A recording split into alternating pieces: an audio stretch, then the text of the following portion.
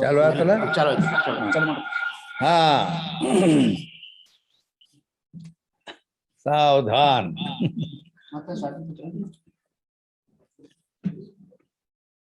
ವಿಚಾರ ಸಾಗರದ 4ನೇ ತರಂಗದ 137ನೇ ಅಂಕದಿಂದ ಪ್ರಾರಂಭವಾಗುತ್ತದೆ. ನೆಟ್ವರ್ಕ್ ಟ್ರಬಲ್ ಇಲ್ಲಿ ತನ ಅರ್ಧ ತಾಸು ಹೋಯ್ತು. ಇರ್ಲಿ. ಶಿಷ್ಯ ಶಂಕಾ ಮಾಡುತ್ತಾನೆ, ರಜ್ಜು ಜ್ಞಾನದಿಂದ ಸರ್ಪ ನಿವೃತ್ತಿ ಆಗುವುದಿಲ್ಲ ಅಂತ ಹೇಳ್ದ. ಯಾಕೆ ಆಗುದಿಲ್ಲ ಅನ್ನೋದು ಮುಂದೆ ಹೇಳ್ತಾನೆ. रज्जु ज्ञान से सर्प की निवृत्ति बने नहीं। कहाँ थे? मिथ्या वस्तु का जो अधिष्ठान होवे था, अधिष्ठान के ज्ञान से मिथ्या की निवृत्ति होवे है। ये अद्वैतवाद का सिद्धांत है. ಅದ್ವೈತವಾದದಲ್ಲಿ ಅದರ ಸಿದ್ಧಾಂತ, ಅದರ ನಿಯಮ, ಅದರ ಕಾಯ್ದೆ ಏನು ಅಂತ ಕೇಳಿದ್ರೆ, ಯಾವ ಮಿಥ್ಯಾ ವಸ್ತು ಇರ್ತದೆ ಅದರ ಅಧಿಷ್ಠಾನ ಜ್ಞಾನ ಆಯ್ತಂದ್ರೆ ಆ ಮಿಥ್ಯಾ ವಸ್ತು ನಿವೃತ್ತಿ ಆಗ್ತದೆ ಅಂತ ಇದು ವೇದಾಂತ ಸಿದ್ಧಾಂತದ ನಿಯಮ ಇದೆ. मिथ्या सर्प का अधिष्ठान रज्जु चेतन है, रज्जु नहीं. इटोतನ ನೀವು ರಜ್ಜು ಸರ್ಪ ರಜ್ಜುದ ಹಗ್ಗ, ರಜ್ಜು ಅಂದ್ರೆ ಹಗ್ಗ, ಹಗ್ಗ ಜ್ಞಾನ ಆಯ್ತಂದ್ರೆ ಸರ್ಪ ನಿವೃತ್ತಿ ಅಂತ ಹೇಳ್ಕೊಂಬಂದ್ವಿ. ಆಗೋದಿಲ್ಲ ತಾನು. ಯಾಕಂದ್ರ ಅದ್ವೈತ ವೇದಾಂತದಲ್ಲಿ ಮಿಥ್ಯಾ ವಸ್ತುವಿಗೆ ಯಾವ್ದು ಅಧಿಷ್ಠಾನ ಇರ್ತದ, ಅಧಿಷ್ಠಾನ ಜ್ಞಾನ ಆದ ನಂತರದಲ್ಲೇ ಅಧ್ಯಸ್ಥ ನಿವೃತ್ತಿ ಆಗುತ್ತದೆ ಅಂತ ಸಿದ್ಧಾಂತ ಐತಿ, ವೇದಾಂತ ಸಿದ್ಧಾಂತ. ಮತ್ತು ನೀವು ಆ ರಜ್ಜು ಜ್ಞಾನದಿಂದ ಸರ್ಪ ನಿವೃತ್ತಿ ಅಂದ್ರ ಅದು ರಜ್ಜು ಅಧಿಷ್ಠಾನ ಅಲ್ಲ ಅಂತ ನಾವು. ಯಾಕ ಅದು ಕರೇನ ಸ್ಥೂಲ ದೃಷ್ಟಿಯಿಂದ ಹೇಳಿದ್ದವ್ರು. मिथ्या सर्प का अधिष्ठान रज्जु चेतन है, रज्जु नहीं, रज्जु अधिष्ठान अಲ್ಲ. ಮತ್ತೇನಂದ್ರ ಆ ರಜ್ಜು ರಜ್ಜು ಉಪಹಿತ ಚೇತನವೇ ಅಧಿಷ್ಠಾನ ಐತಿ ಅಂತ ಹೇಳಿ. ಹೇಗೆ ಅದಕ್ಕ ರಜ್ಜು ನೈ ಅಂದ್ರೆ ನೀವು ರಜ್ಜು ಅಂತ ರಜ್ಜು ನೈ ಅಂತ ನೀವು ಹಿಂಗೆ ಹೇಳಿರಿ, ಹಿಂದೆ ಹೇಳ್ಕೊಂಬಂದಿರಿ ನೀವು. ಈಗ ಅದ ಅವ್ರು ಹೇಳಿದ ಮಾತಾ ಹಿಡ್ಕೊಂಡು ಹೇಳ್ತಾನೆ ನಾವು ಶಂಕ ಮಾಡಿ. ಯಾತೆ ರಜ್ಜು ಕೆ ಜ್ಞಾನತೆ ಸರ್ಪ ಕಿ ನಿವೃತ್ತಿ ಬನೇನೆ, ಆದ್ರಿಂದ ರಜ್ಜು ಜ್ಞಾನ ಆದರೂ ಕೂಡ ಸರ್ಪ ನಿವೃತ್ತಿ ಆಗುವುದಿಲ್ಲ ಅಂತ ಶಂಕ ಮಾಡಿದ್ದಾನೆ. ಲೆಕ್ಕದಿಂದ ಇಲ್ಲಿ ನಿವೃತ್ತಿಯಲ್ಲಿ ಅನೇಕ ಪ್ರಕಾರವಾಗಿ ಇವೆ. ಅಂದರೆ ಭ್ರಮದಿಂದ ಭ್ರಮ ನಿವೃತ್ತಿ ಆಗುತ್ತದೆ, ಭ್ರಮದಿಂದ ಭ್ರಮ ನಿವೃತ್ತಿ ಅಲ್ಲದೆ ಭ್ರಮದಿಂದ ಭ್ರಮ ನಿವೃತ್ತಿ ಅಲ್ಲದೆ ಭ್ರಮದಿಂದ ಭ್ರಮ ನಿವೃತ್ತಿ ಎಲ್ಲ ಒಂದ ಕಾಣಿಸ್ತಾವು ಅಂತ ನೀವು ಅನ್ಬಹುದು. ಆದ್ರೂ ಎಲ್ಲ ಬೇರೆ ಬೇರೆ ಅದಾವ. ಭ್ರಮದಿಂದ ಭ್ರಮ ನಿವೃತ್ತಿ, ಭ್ರಮ ಅಂದ್ರ ಭ್ರಾಂತಿ ಇರ್ತೈತಿ, ಮಿಥ್ಯಾ ಇರ್ತೈತಿ. ಅದರ ಜ್ಞಾನ ಆಯ್ತಂದ್ರ ಭ್ರಮ ನಿವೃತ್ತಿ ಅಂದ್ರ ಖರೆ ವಸ್ತು ನಿವೃತ್ತಿ ಆಕೈತಿ ಅಂತ ಹಿಂಗ. ಈಗ ಒಂದೊಂದು ಹೇಳಿದ್ರೆ ಗೊತ್ತಾಕತಿ. ಅಂದರೆ ಭ್ರಮದಿಂದ ಭ್ರಮ ನಿವೃತ್ತಿ ಅಂದ್ರ ಯಾವ ರೀತಿ, ಅದು ಹೇಗಂತ ನೀವು ಕೇಳಿದ್ರೆ, ಇದು ಹಾವಲ್ಲ. ಅಲ್ಲಿ ಮಂದಾಂಧಕಾರದಲ್ಲಿ ತೋರಿದ್ದು ಇದು ಹಾವಲ್ಲ, ಮತ್ತೇನು ಒಂದು ಬಡಿಗೆ ಬಿದ್ದಿರ್ಬೇಕು, ದಂಡ ಅಂತ ಜ್ಞಾನ ಆಯ್ತು. ಹಾವಲ್ಲ, ಇದು ಬಹುತೇಕ ದಂಡ ಐತೆ ಅಂದ. ದಂಡ ಅಂದ್ರೆ ಬಡಿಗೆ ಅಂದಾಗ ಮತ್ತು ಅದು ಏನಾಯ್ತು, ಭ್ರಮದಿಂದ ಭ್ರಮ ಅನ್ನೋದು ಎರಡೂ ಭ್ರಮ ಅದಾವ. ಹಾವು ಅನ್ನೋದು ಭ್ರಮನೇ ಐತಿ, ಹಾವು ಅಲ್ಲಿದು ದಂಡ ಐತಿ, ಬಡಿಗೆ ಐತಿ ಅಂದೆ ಅಂದ್ರೂ ಅದನ್ನು ಭ್ರಮನ. ಆದ್ರೆ ಈ ಭ್ರಮದಿಂದ ಭ್ರಮ ನಿವೃತ್ತಿ ಆಯ್ತು ನೋಡೋದು. ದಾಂಡಾತ ಜ್ಞಾನ ಆಗೈತೆ. ಆ ದಾಂಡ ಏನ್ ಮಾಡ್ತಾನೆ ಸರ್ಪನ್ನ ನಿವೃತ್ತಿ ಮಾಡಿಬಿಡುತ್ತೆ. ಅಂದ್ರೆ ಅದು ಭ್ರಮ, ಇದು ಭ್ರಮ. ಈಗ ಭ್ರಮದಿಂದ ಬ್ರಹ್ಮ ನಿವೃತ್ತಿನೂ ಆಗತಿರ್ತೈತಿ ಅಂತ ಹೇಳಲ್ಪಟ್ಟಿತು. ಅದರಂತೆ ಪೂರ್ವಮೀಮಾಂಸಕರು ಈ ಲೋಕ ಏನ್ ಮಾಡ್ತೇವ ನೀನು, ಸ್ವರ್ಗದ ಸುಖ ಬಹಳ ವಿಶೇಷದವು. ಆದ್ದರಿಂದ ನೀನು ಸ್ವರ್ಗ ಪಡಿ, ಜ್ಯೋತಿಷ್ಠೋಮೇನ ಸ್ವರ್ಗ ಕಾಮೋ ಯಜೇತ ಅಂತ ಹೇಳ್ತಾರೆ. ಅಂದ್ರ ಈ ಲೋಕನು ಭ್ರಮನ ಐತಿ, ಆ ಸ್ವರ್ಗ ಲೋಕನು ಭ್ರಮ ಐತಿ. ಆ ಭ್ರಮದಿಂದ ಈ ಭ್ರಮ ನಿವೃತ್ತಿ ಆಕತಿ. ಈಗದ ಇನ್ನೊಂದು ಭ್ರಮದಿಂದ ಪ್ರಮದಿಂದ ಭ್ರಮ ನಿವೃತ್ತಿ. ಪ್ರಮ ಅಂದ್ರೆ ಸತ್ಯ ಇರ್ತೈತಿ, ಪ್ರಮಾದಿಂದ ಭ್ರಮ ನಿವೃತ್ತಿ. ಅಂದರೆ ಪ್ರಮ ಅಂದ್ರೆ ಹಗ್ಗ ಜ್ಞಾನ, ಭ್ರಮದಿಂದ ಭ್ರಮ ನಿವೃತ್ತಿ. ಹಗ್ಗ ಜ್ಞಾನ ಆಯ್ತಂದ್ರ ಭ್ರಮ ಅಂದ್ರ ಸರ್ಪ ನಿವೃತ್ತಿ ಆಗುತ್ತದೆ. ಈ ರೀತಿ ಪ್ರಮ ಅಂದ್ರ ಬ್ರಹ್ಮಜ್ಞಾನ. ಆ ಪ್ರಮರೂಪ ಬ್ರಹ್ಮಜ್ಞಾನ ಆಯ್ತಂದ್ರ ಈ ಭ್ರಮರೂಪ ಜಗತ್ತು ನಿವೃತ್ತಿ ಆಗುತ್ತದೆ. ಇದು ಸಿದ್ಧಾಂತದಲ್ಲಿ ಹೀಗೆ ಜೋಡಿಸ್ಬೇಕಾಗತ್ತೆ. ಇನ್ನು ಮೂರನೇದೇನಪ್ಪಾ ಅಂದ್ರ ಭ್ರಮದಿಂದ ಪ್ರಮ ನಿವೃತ್ತಿ ಅಂತ ಹೇಳಿ. ಭ್ರಮ ಆ ಬ್ರಹ್ಮ ಜ್ಞಾನ ಆಯ್ತಂದ್ರ ಭ್ರಮ ನಿವೃತ್ತಿ ಆಗ್ತಂದ್ರ ಖರೆ ಇದ್ದದ್ದು ಹೋಗ್ತದಂತ. ಇದು ಸರ್ಪ ಅಂತ ಜ್ಞಾನ ಆಯ್ತಂದ್ರ ಅದು ಭ್ರಮ ಐತಿ. ಭ್ರಮ ಏನ್ ಹೋತು, ಹಗ್ಗ ಅನ್ನೋದು ಹೋಗ್ಬಿಡ್ತು ನೋಡು. ಅದಕ್ಕೆ ಭ್ರಮದಿಂದ ಪ್ರಮ ನಿವೃತ್ತಿ ಆಯ್ತು. ಇದರಂತೆ ಅಂದ್ರ ಭ್ರಮದಿಂದ ಅಂದ್ರೆ ದೇಹಾತ್ಮ ಬುದ್ಧಿ ಭ್ರಮ. ಇದು ಈ ದೇಹಾತ್ಮ ಬುದ್ಧಿ ಭ್ರಮರೂಪ ದೇಹಾತ್ಮ ಬುದ್ಧಿ ಆಯ್ತಂದ್ರ ಭ್ರಮ ಅನ್ನೋ ಆತ್ಮಜ್ಞಾನ ಹೋಗಿ ಬಿಡುತ್ತದೆ. ಹಿಂಗಾಕೈತಿ. ಹೌದಿಲ್ಲ? ಹಿಂಗ ಆಗೇ ಐತಿ ಈಗ. ಆ ರೀತಿ ಇಲ್ಲಿ ಏನ್ ಹೇಳಲ್ಪಡ್ತದ, ಮಿಥ್ಯಾ ವಸ್ತುವಿಗೆ ಯಾವ್ದು ಅಧಿಷ್ಠಾನ ಇರ್ತದ, ಆ ಅಧಿಷ್ಠಾನ ಜ್ಞಾನದಿಂದ ಮಿಥ್ಯಾ ವಸ್ತು ನಿವೃತ್ತಿ ಆಗ್ತದ. ನಿವೃತ್ತಿ ಅಂದ್ರೆ ಅದ್ರಾಗ ಮತ್ತೆ ಯಾವ್ಯಾವ್ದು ಯಾವ ರೀತಿ ನಿವೃತ್ತಿ ಆಗ್ತದ ಅನ್ನೋದು ತಿಳ್ಕೊಂಬಂದ್ವಿ. ಅಂದ್ರೆ ಮಿಥ್ಯಾ ವಸ್ತುವಿನ ಅಧಿಷ್ಠಾನ ಜ್ಞಾನ ಆಯ್ತಂದ್ರ ಆ ಮಿಥ್ಯಾ ವಸ್ತು ಅವಾಗ ನಿವೃತ್ತಿ ಆಗ್ತದ ಅನ್ನೋದು ವೇದಾಂತದ ಸಿದ್ಧಾಂತ, ನೇಮ, ಕಾಯ್ದ ಅದಾವ. ಆದರೆ ಮಿಥ್ಯಾ ಸರ್ಪಕ್ಕೆ ಅಧಿಷ್ಠಾನ ರಜ್ಜು ಉಪಿತ ಚೇತನ ಐತಿ, ರಜ್ಜು ಅಲ್ಲ. ಹಾಗಲ್ಲ, ರಜ್ಜು ಉಪಿತ ಚೇತನ ಅಂತ ನೀವು ಹಿಂದೆ ನೀವೇ ಹೇಳಿರಿ.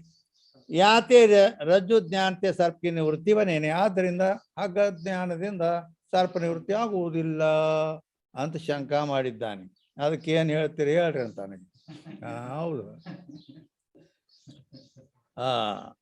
ಅದಕ್ಕ ಈ ಸಂಖ್ಯೆಗೆ ಈಗ 138ನೇ ಅಂಕದಿಂದ ಉತ್ತರ ಹೇಳುತ್ತಾರೆ, ಸಮಾಧಾನ ಹೇಳ್ತಾರೆ. रज्जु का ज्ञान ही सर्प के अधिष्ठान का ज्ञान है.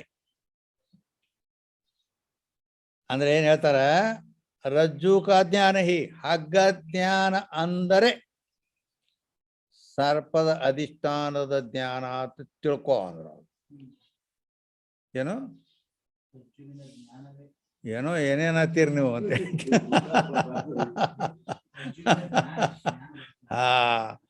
ಅದಕ್ಕ ಸೂಕ್ಷ್ಮಮತಿ ಬೇಕು ಅಂತೇಳಿ. ಶಾಸ್ತ್ರ ಶಸ್ತ್ರದಂತೆ ಇರುತ್ತದೆ. ಅದಕ್ಕ ಇದೇನೋ ಬಂದ ಆತ, ಏನೋ ಆತ ನೋಡು. ಶಿವಾಯ ನಮ. ಎಲ್ಲ ಬಂದಾಗಿ ಕೂತೈತಿ. ಅವನು ಎಲ್ಲಿ ಹೋದೇನೋ. Where are you?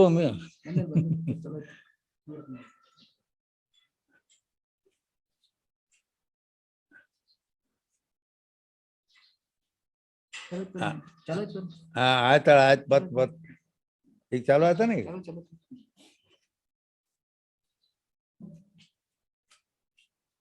O hello hello hello hello ಇಲ್ಲಿ ಅದು ಹೋಗಿ ಮೂಲೆ ಕೂತೈತಿ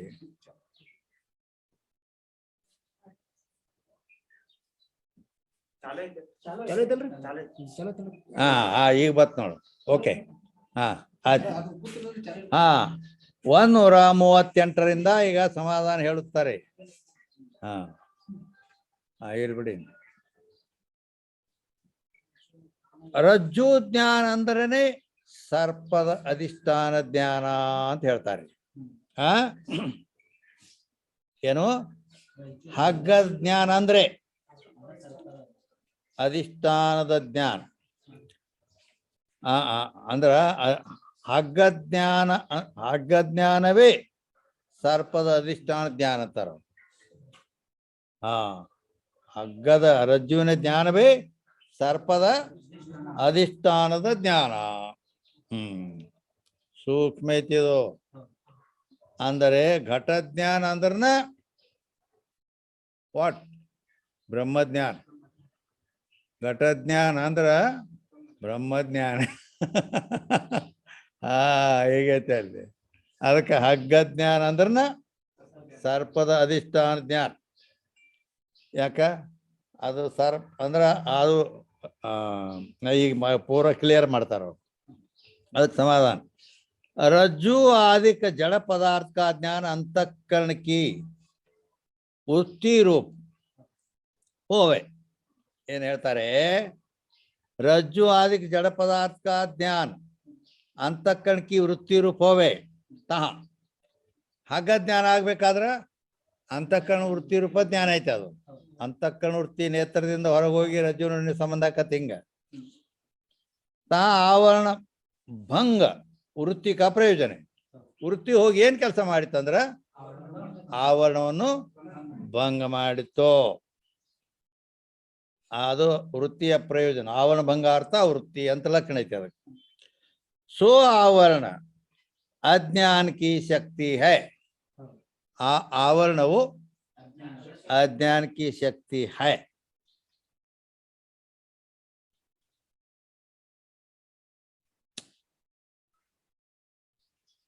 आवरण अंद्रे अज्ञान अंद्रे शक्ति अंद्रे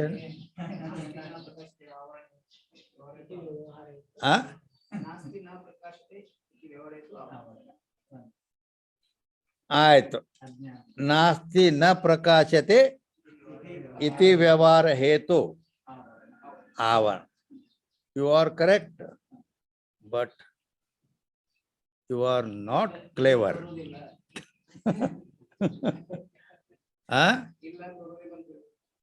ಅದೇ ಅದೇ ನೀ ಕೇಳಿದ್ರೊಳಗನ ಅಂದ್ರ ನೀ ಗಿಳಿ ಇದೀ ಅಂತ ಅದಕ್ಕೆ ನಾನು ಈಗ ಅದಕ್ಕೆ ಮಾಡಿದೆ ಇರ್ಲಿ ಅವ ಹೇಳಿದ ಇಲ್ಲಿ ಏನ್ ಬಂತಪ್ಪ ಅಂದ್ರೆ ಆವರಣ ಅಂದ್ರೆ ಏನು ಅಜ್ಞಾನ ಅಂದ್ರೆ ಏನು ಶಕ್ತಿ ಅಂದ್ರೆ ಏನು ಅಂತೇಳಿ ಕೇಳಿದಿವಿ ಅವಕ್ಕರ ಲಕ್ಷಣ ಏನೋ ಅಂತ ಯಾಕಂದ್ರ ಇದು ಕಾಯ್ದೆಬದ್ಧ ಶಾಸ್ತ್ರ ಇರುವುದರಿಂದ ಇಲ್ಲಿ ಪ್ರತಿಯೊಂದು ಲಕ್ಷಣ ಬೇಕು ಅದಕ್ಕೆ ಆವರಣ ಅಂದ್ರೆ ಏನಂತ ನಾ ಕೇಳಿದಾಗ ಸಂತೋಷ ಏನ್ ಹೇಳ್ದ नास्ति न प्रकाश्यते इति व्यवहार हेतु आवरण अंद ಅದಕ್ಕೆ ನಾನು ಕೇಳ್ತೇನೆ ಅಲ್ಲಿ ನಾಸ್ತಿ ಅಂದ್ರೆ ಏನ್ ನ ಪ್ರಕಾಶ್ಯತೆ ಅಂದ್ರೆ ಏನ್ ವ್ಯವಹಾರ ಅಂದ್ರೆ ಏನ್ ಏನಂದಿ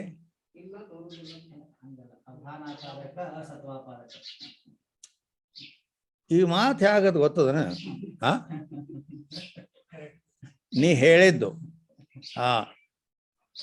ಶಾಸ್ತ್ರ ಇದು ಸೂಕ್ಷ್ಮ ಐತಿ ಸಾಮಾನ್ಯವಾಗಿ ಈಗ ನಾವು ನೋಡ್ಬೇಕಂದ್ರೂ ವಿಚಾರ ಸಾಗರ ಏನ್ ಹೇಳಕತ್ತೇವಲ್ಲ ಬಹಳ ಮಂದಿ ವಿಚಾರ ಸಾಗರ ಹೇಳಲಿಕ್ಕೆ ಹತ್ತಿದ್ದಾರೆ ಅದು ಆನ್ಲೈನ್ದಲ್ಲೇ ಹೇಳುತ್ತಿದ್ದಾರೆ ಆದರೆ ಅವ್ರು ಹೇಳಿದ್ದು ಏನು ನಿಷ್ಪ್ರಯೋಜನ ಇಲ್ಲ, ಅದು ಪ್ರಯೋಜನ ಐತಿ. ಓಕೆ, ಯಾಕಂದ್ರ ನಮ್ಮ ಶಾಸ್ತ್ರ ಕೆಲವರಿಗೆ ತಿಳಿಯೋದಿಲ್ಲ.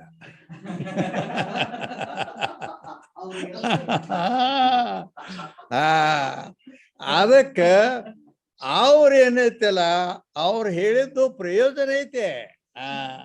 ಯಾಕಂದ್ರ ನಮ್ಮ ಶಾಸ್ತ್ರ ನಾವು ಸಾಮಾನ್ಯವಾಗಿ ನಮ್ಮ ಶಾಸ್ತ್ರ ನಾವು ಈಗ ಇದು ಹೇಳೋದು ಯಾರಿಗಂದ್ರ ಶಾಸ್ತ್ರ ಹೇಳೋವ್ರಿಗೆ ತಿಳಿತಾ.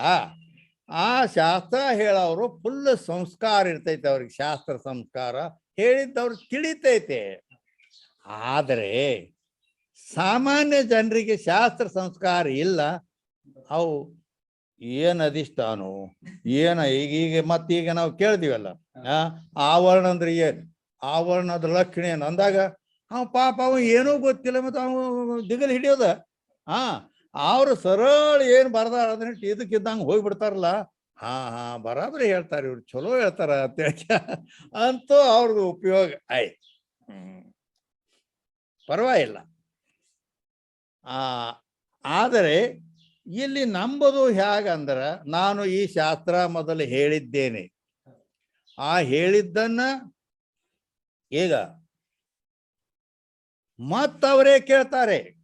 4-5 ವರ್ಷ ಮೊಬೈಲ್ದೊಳಗ ಅದನ್ನು ತುಂಬಿಕೊಂಡು ಆ ರಿಕಾರ್ಡ್ ಹೇಳಿದ ಈ ವಿಚಾರ ಸಾಗರವನ್ನೇ 4-5 ವರ್ಷ ಕೇಳಿ ಅವ್ರಿಗೆಲ್ಲ ಪಾಠದವ. ಅದನ್ನ ಕೇಳಿ ನಾವು ನಿಮ್ಗೆ ಮುಂದೆ ಶಾಸ್ತ್ರನು ಹೇಳ್ತೇವೆ ಅಂತ ಕೆಲವರು ಫೋನ್ ಮಾಡಿ ಹೇಳ್ತಾರೆ. ಅವ್ರಿಗೆಲ್ಲ ಗೊತ್ತೈತಿ, ಅದು ಜ್ಞಾನ ಐತಿ. ಆದರೂ ಮತ್ತೆ ಕೇಳ್ತಾರಂದ್ರೆ ಆ ಸಮಯದಲ್ಲಿ ಮತ್ತು ನಾ ಏನು ಅಲ್ಲಿ ರಿಕಾರ್ಡ್ದಾಗ ಈಗ ಹೇಳೇನಿ ಅದನ್ನ ಮತ್ತ ನಾ ಈಗ ಇದ್ದಕ್ಕಿದ್ದಂಗೆ ಹೇಳಿಬಿಟ್ಟೆ ಅಂದ್ರ ಹಾಡಿದ್ದ ಹಾಡು ಕಿಸ್ಬಾಯಿ ದಾಸ ಅನ್ನಂಗ ಆಕತ್ತದ. ಹೌದಿಲ್ಲ? ಬೀಸೋದಂದ್ರ ಏನ್ ಅರ್ಥ? ಅದಕ್ಕ ಮತ್ತಿದ ಮೊದಲ ಐತಲ್ಲ, ಮತ್ತೆ ಈಗೇನ್ ನೀವು ಹೇಳುದು ಇನ್ನೊಮ್ಮೆ ಕೇಳುದ್ರಾಗ ಅರ್ಥ ಏನೈತಿ? ಮತ್ತೆ ಇಲ್ಲಿ ಬಂದು ಕಾಟಪಟ್ಟಿ ಇಟ್ಟೆಲ್ಲ ಮಾಡೋದು, ಹೌದಿಲ್ಲ? ಅದಕ್ಕೆ ಒಂದು ಉದಾಹರಣೆ ಕೊಟ್ರೆ ಗೊತ್ತಾಗತ್ತೆ ನಿಮಗೆ. ಯಾಕ ಎಲ್ಲರೂ ಈಗ ನಮ್ಮಲ್ಲಿ ಕೇಳುವವರು ಕಾಲೇಜ್ ಲೆಕ್ಚರರ್ ಮೊದಲಾದವ್ರು ಎಲ್ಲ ಅದಾರ. ಅವರು ಇಂಗ್ಲಿಷ್ ಲೆಕ್ಚರರ್ ಅದಾರ. ಬಹಳ ಮಂದಿ ಇವರೆಲ್ಲ ಇಂಗ್ಲಿಷ್ ಬಲ್ಲವರೇ ಅದಾರ, ತಿಳಿತಾ? ಅದಕ್ಕೆ ಒಂದು ಸುಮ್ಮ ಶಾಂಪಲ್ ಅದ್ರಾಗ ಒಂದು, ಯಾಕ ಅವರು ಇಲ್ಲಿ ಇಂಗ್ಲಿಷ್ ಬಲ್ಲವ್ರದಾರ ಅಂದ್ರ ಅವರ ಇದರಲ್ಲೇ ಒಂದು ಸ್ವಲ್ಪ ನಾವು ದೃಷ್ಟಾಂತ ಕೊಡ್ತೀವಿ. ಈಗ ಒಬ್ಬ ಸಣ್ಣ ಮಗ ಇರ್ತಾನ, ಅವಾಗ ಇಂಗ್ಲಿಷ್ ಕಲ್ಸೋದೈತಿ. I go to school. ಅವಾಗೇನು ಹೇಳೋದು? ಐ ಗೋ ಟು ಸ್ಕೂಲ್ ಅಂತ ಹಿಂಗೆ ಹೇಳಿದಾಗ ಐ ಹುಡುಗ ಐ ಗೋ ಟು ಸ್ಕೂಲ್. ಹಂಗಂದ್ರೆ ಏನಂದ್ರ ಐ ಅಂದ್ರ ನಾನು, ಗೋ ಅಂದ್ರೆ ಹೋಗುತ್ತೇನೆ, ಎಲ್ಲಿಗೆ? To school. ನಾನು ಶಾಲೆಗೆ ಹೋಗುತ್ತೇನೆ ಅಂತ ಇದರ ಅರ್ಥ ಐತಿ ಅಂತ ಹೇಳಿದ್ರು. ಹುಡುಗ ಗೊತ್ತು ಮಾಡ್ಕೊಂಡ. ಐ ಗೋ ಟು ಸ್ಕೂಲ್ ಅಂದರೆ ನಾನು ಶಾಲೆಗೆ ಹೋಗುತ್ತೇನೆ ಅಂತ ಹೇಳ್ದ. ಇಷ್ಟು ಜ್ಞಾನ ಆಯ್ತು ಅವಾಗ, ಹೌದಾ? ಆಮೇಲೆ ಮುಂದೆ ಹೋಗಿ ಮತ್ತೆ ಬರೇ ಇದನ್ನ ಹೇಳೋದು ನಮಗ ತಿರ್ತಿರ್ಗಿ. ಈಗ ಗೊತ್ತಾಗೈತೆ ಅವಾಗ. ಅದಕ್ಕಿಂತ ಮುಂದುವರಿಬೇಕಂದ ಅಗೇನ್ ಮುಂದೆ ಬೇಕಲ್ಲ, ಅಂದ್ರೆ ಸೂಕ್ಷ್ಮಕ್ಕೆ ಹೋಗ್ಬೇಕಲ್ಲ. ಅಂದ್ರ ಅದ ಆ ರೀತಿನ ನಿಮಗೆಲ್ಲ ಮೊದಲನೇ ಸಲ ಹೇಳಿದ್ದು ಇಷ್ಟ ಹೇಳೇನಿ. ಯಾಕ ಅವಾಗ ನೀವು ಅಟ್ಟ ಸಣ್ಣ ಕೂಸಿದ್ರಿ ಅಂತೇಳಿ ಹೇಳೇನಿ ಹಿಂಗೆ. ಓಕೆ, ಈಗೇನು ಹೇಳ್ತೀನಿ ಅಂತ ಕೇಳಿದ್ರಿ. ಈಗೇನು ಹೇಳ್ತೀನಿ ಅಂದ್ರೆ ಆ ಮಗುವಿಗೆ ಐ ಗೋ ಟು ಸ್ಕೂಲ್ ಅಂತ ಹೇಳಿದ್ದೆ ಅಲ್ಲ, ಈಗ ಐ ಗೋ ಟು ಸ್ಕೂಲ್ ಅಂತಂದ್ರ ಇದು ನಿನಗೆ ಎಲ್ಲ ಬರೋಬರಿ ಗೊತ್ತೈತೇನು? ಗೊತ್ತೈತ್ರಿ ಅಂತ. I go to school. I ಅಂದ್ರೆ ನಾನು, ಗೋ ಅಂದ್ರೆ ಹೋಗೋದು, ಎಲ್ಲಿಗೆ? ಸ್ಕೂಲ್ ಅಂದ್ರೆ ಶಾಲೆಗೆ. ನಾನು ಶಾಲೆಗೆ ಹೋಗುತ್ತೇನೆ ಅಂತ ಐತಿ ಅಂತ ಹೇಳ್ದ. ಆಟ ಆಗೈತಿ. ಈಗ ಅದ್ರಾಗ ನಾ ಡೀಪ್ ಹೇಳ್ತೇನೆ. ಇನ್ನು ಗುಮ್ಮ ಅದ್ರಾಗ ಸೂಕ್ಷ್ಮವಾಗಿ ಆಳವಾಗಿ ಹೇಳೋದೈತಿ. ಅದನ್ನೇ ಹಂಗಾರ ತಮ್ಮ, ಆಯ್ ಅಂದ್ರೆ ಏನು, ಗೋ ಅಂದ್ರೆ ಏನು, ಟು ಅಂದ್ರೆ ಏನು, ಸ್ಕೂಲ್ ಅಂದ್ರೆ ಏನಪ್ಪಾ ಅಂತ ಹಿಂಗ ಕೇಳಿದಾಗ ಅದಕ್ಕೆ ತಗೊಂಬೈತಿ. ಅದು ಕನ್ನಡದಾಗ ಕರ್ತೃ ಕರ್ಮ ಕ್ರಿಯಾಪದ. ಅದು ಇದೂನು ಅಟ್ಟ ಸರಳ ಐತೆ. ಅದ್ರ ಜೋಡಿ ಐತೆ.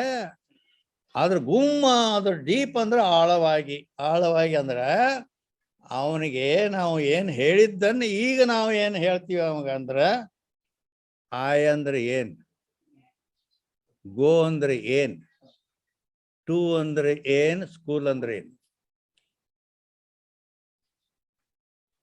ಅದು ಗೊತ್ತಿಲ್ಲ ಅವನಿಗೆ. ಬಾಳ ಮಾಡಿ ಆಯ್ ಅಂದ್ರೆ ನಾನು, ಗೋ ಅಂದ್ರೆ ಹೋಗಿ. ಅದು ಆಗಲೇ ಆಗೈತಿಲ್ಲ. ಅದ ಈಟ ಜ್ಞಾನ ಐತಿ ನಿನಗೆ. ಇನ್ನು ಯಾವ ಇದರ ಇನ್ನೂ ಆಳವಾಗಿ ಅದರ ಜ್ಞಾನ ನಿನಗಿಲ್ಲ. ಅದನ್ನು ನಾ ತಿಳಿಸ್ಕೊಡೋದೈತಿ ಈಗ. ಅಂದರೆ ಕೇಳಿಲಿ, ಆಯ್ ಅಂದರೆ ನಾನು ಅಂತ ಹೇಳಿದ್ದು ಇದು ಅದರ ಅರ್ಥ ಆಗ್ತೈತಿ. ಮೀನಿಂಗ್ ಅದೆಲ್ಲ. ಅದನ್ನೇ ನಾನು ವ್ಯಾಕರಣ ಗ್ರಾಮರದಲ್ಲಿ ರೀತಿಯಿಂದ ಏನತ್ ಕೇಳುತ್ತೇನೆ. ಆಯ್ ಅಂದ್ರ ಏನು, ಗ್ರಾಮರ ರೀತಿಯಿಂದ ಏನದು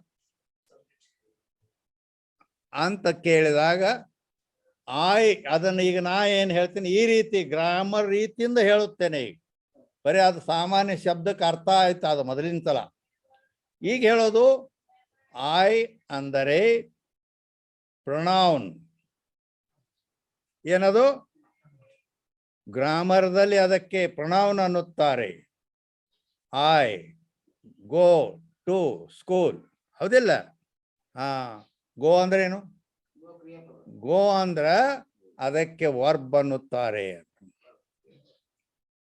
ಐ ಅಂದ್ರೆ ಪ್ರೊನೌನ್, ಗೋ ಅಂದರೆ ವರ್ಬ, to means what?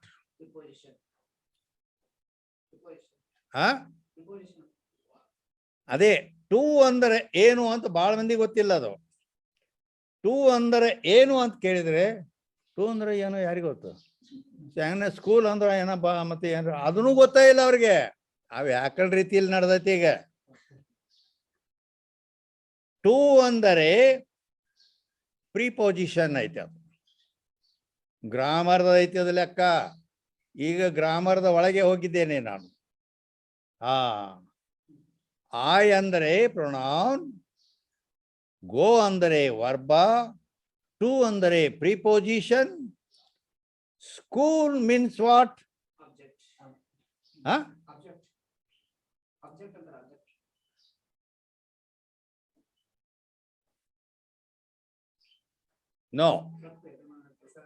No object.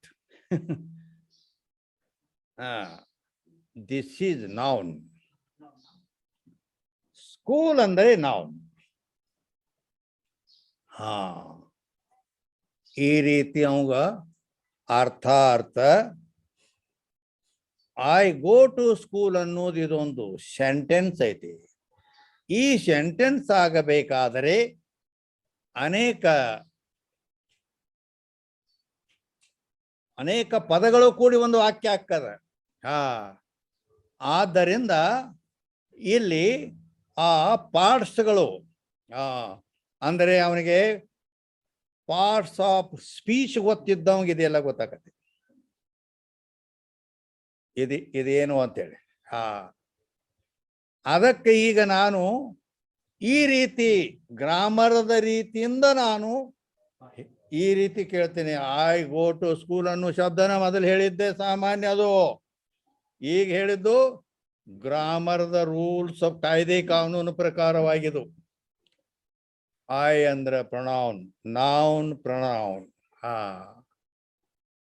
Verb ಮತ್ತು ಪ್ರಿಪೋಸಿಷನ್, ಇವು ಎಲ್ಲ ಕೂಡಿಕೊಂಡು ಒಂದು ಸೆಂಟೆನ್ಸ್ ಆಗುತ್ತದೆ.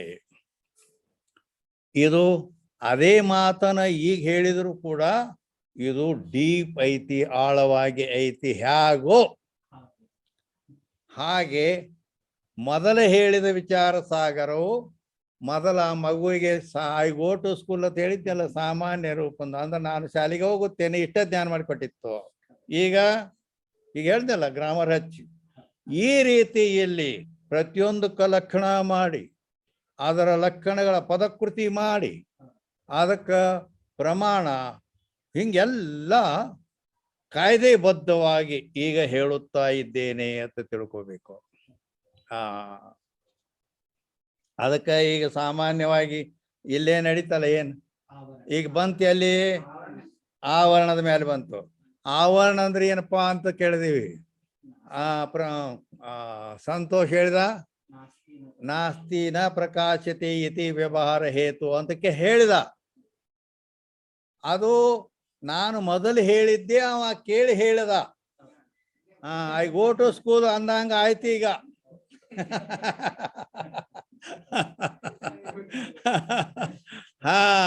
ಅದಕ್ಕೆ ಮತ್ತೆ ನಾನು ಈಗ ಕೇಳುತ್ತೇನೆ ಏನಂತ.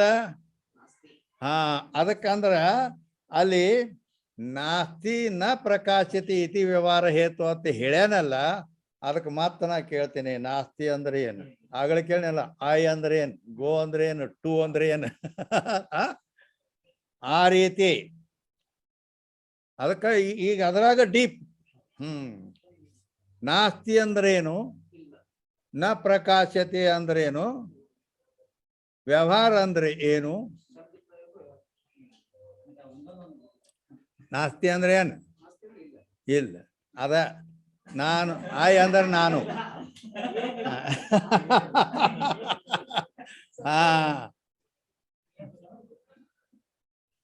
ನೀ ಅಲ್ಲೇ ಇದ್ದೀಯಾ. ಅದಕ್ಕೆ ನಾ ಹೇಳ್ತೇನಲ್ಲ, ಈಗ ನಾ ಡೀಪ್ ಹೋಗುತ್ತೇನೆ ಅಂತೇಳಿ. ಈಗ ಈಶಾಡ್ ಅವರು ಮ್ಯಾಲ ಈಶಾಡ್ತಾರ, ಬಾವ್ಯಾಗ ಒಂದು ಕೊಡ ಬಿದ್ದಿರ್ತದ. ಆ ಕೊಡ ತೆಗಿಲಕ್ ಹೋಗ್ಬೇಕಾದ್ರ ಅವನು ಈಸ್ತನ್ಕರೆ ಅವ ಮುಣಿಗಿ ಹಿಂಗ ಗೋಟ್ ಹೋಗ್ತಾನ. ಅದು ಎಲ್ಲಾರ್ಗಿ ಬರೋದಿಲ್ಲ ಅದ. ಹಾಗೆ ಈಗೀಗ ನಡೆದ ಶಾಸ್ತ್ರ ಆ ರೀತಿ ಅದ. ಅದಕ್ಕೆ ನಾಸ್ತಿ ಅಂದ್ರೆ ಏನು, ನ ಪ್ರಕಾಶತೆ ಅಂದ್ರೆ ಏನು ಅಂತ ಕೇಳಿದ್ರ ಇಲ್ಲ, ತೋರೋದಿಲ್ಲ. ಇದು ಮೊದಲನೇದು ಅಟ್ಟ ಮಗುವಿಗೆ ಹೇಳಿತ್ತಲ್ಲ, ಐ ಗೋ ಟು ಸ್ಕೂಲ್ ಅಂತ ಅಟ ಜ್ಞಾನ ಅದ. ಹಂಗಿಲ್ಲ ಈಗ ಮತ್ತದ್ರ ಕೋಲ್ ಐತೆ ಅದು. ನಾಸ್ತಿ ಅಂದ್ರ ಏನು ಅಂತಂದ್ರೆ ಅದು ನಾಸ್ತಿ ಅನ್ನೋ ಶಬ್ದದಿಂದ ಅಸತ್ವಾಪಾದಕ ಆವರಣ ಅಂತ ಸಿದ್ಧ ಆಗುತ್ತದೆ. ಅದರೊಳಗೆ ಡೀಪ್ ಇದು. ನಾಸ್ತಿ ನ ಪ್ರಕಾಶತೆ, ನಾಸ್ತಿ ಅಂದ್ರ ಅಸತ್ವಾಪಾದಕ ಆವರಣ, ನ ಪ್ರಕಾಶತೆ ಅಂದ್ರ ಅಭಾನಾಪಾದಕ ಆವರಣ ಅಂತ ಸಿದ್ಧ ಆಗುತ್ತೆ. ಅದಕ್ಕೆ ಈಲು ಆ ಎರಡು ಪ್ರಕಾರದ ಆವರಣಗಳ ಜ್ಞಾನ ಮಾಡಿಕೊಡೋದು ಇದು ಹೆಂಗದ.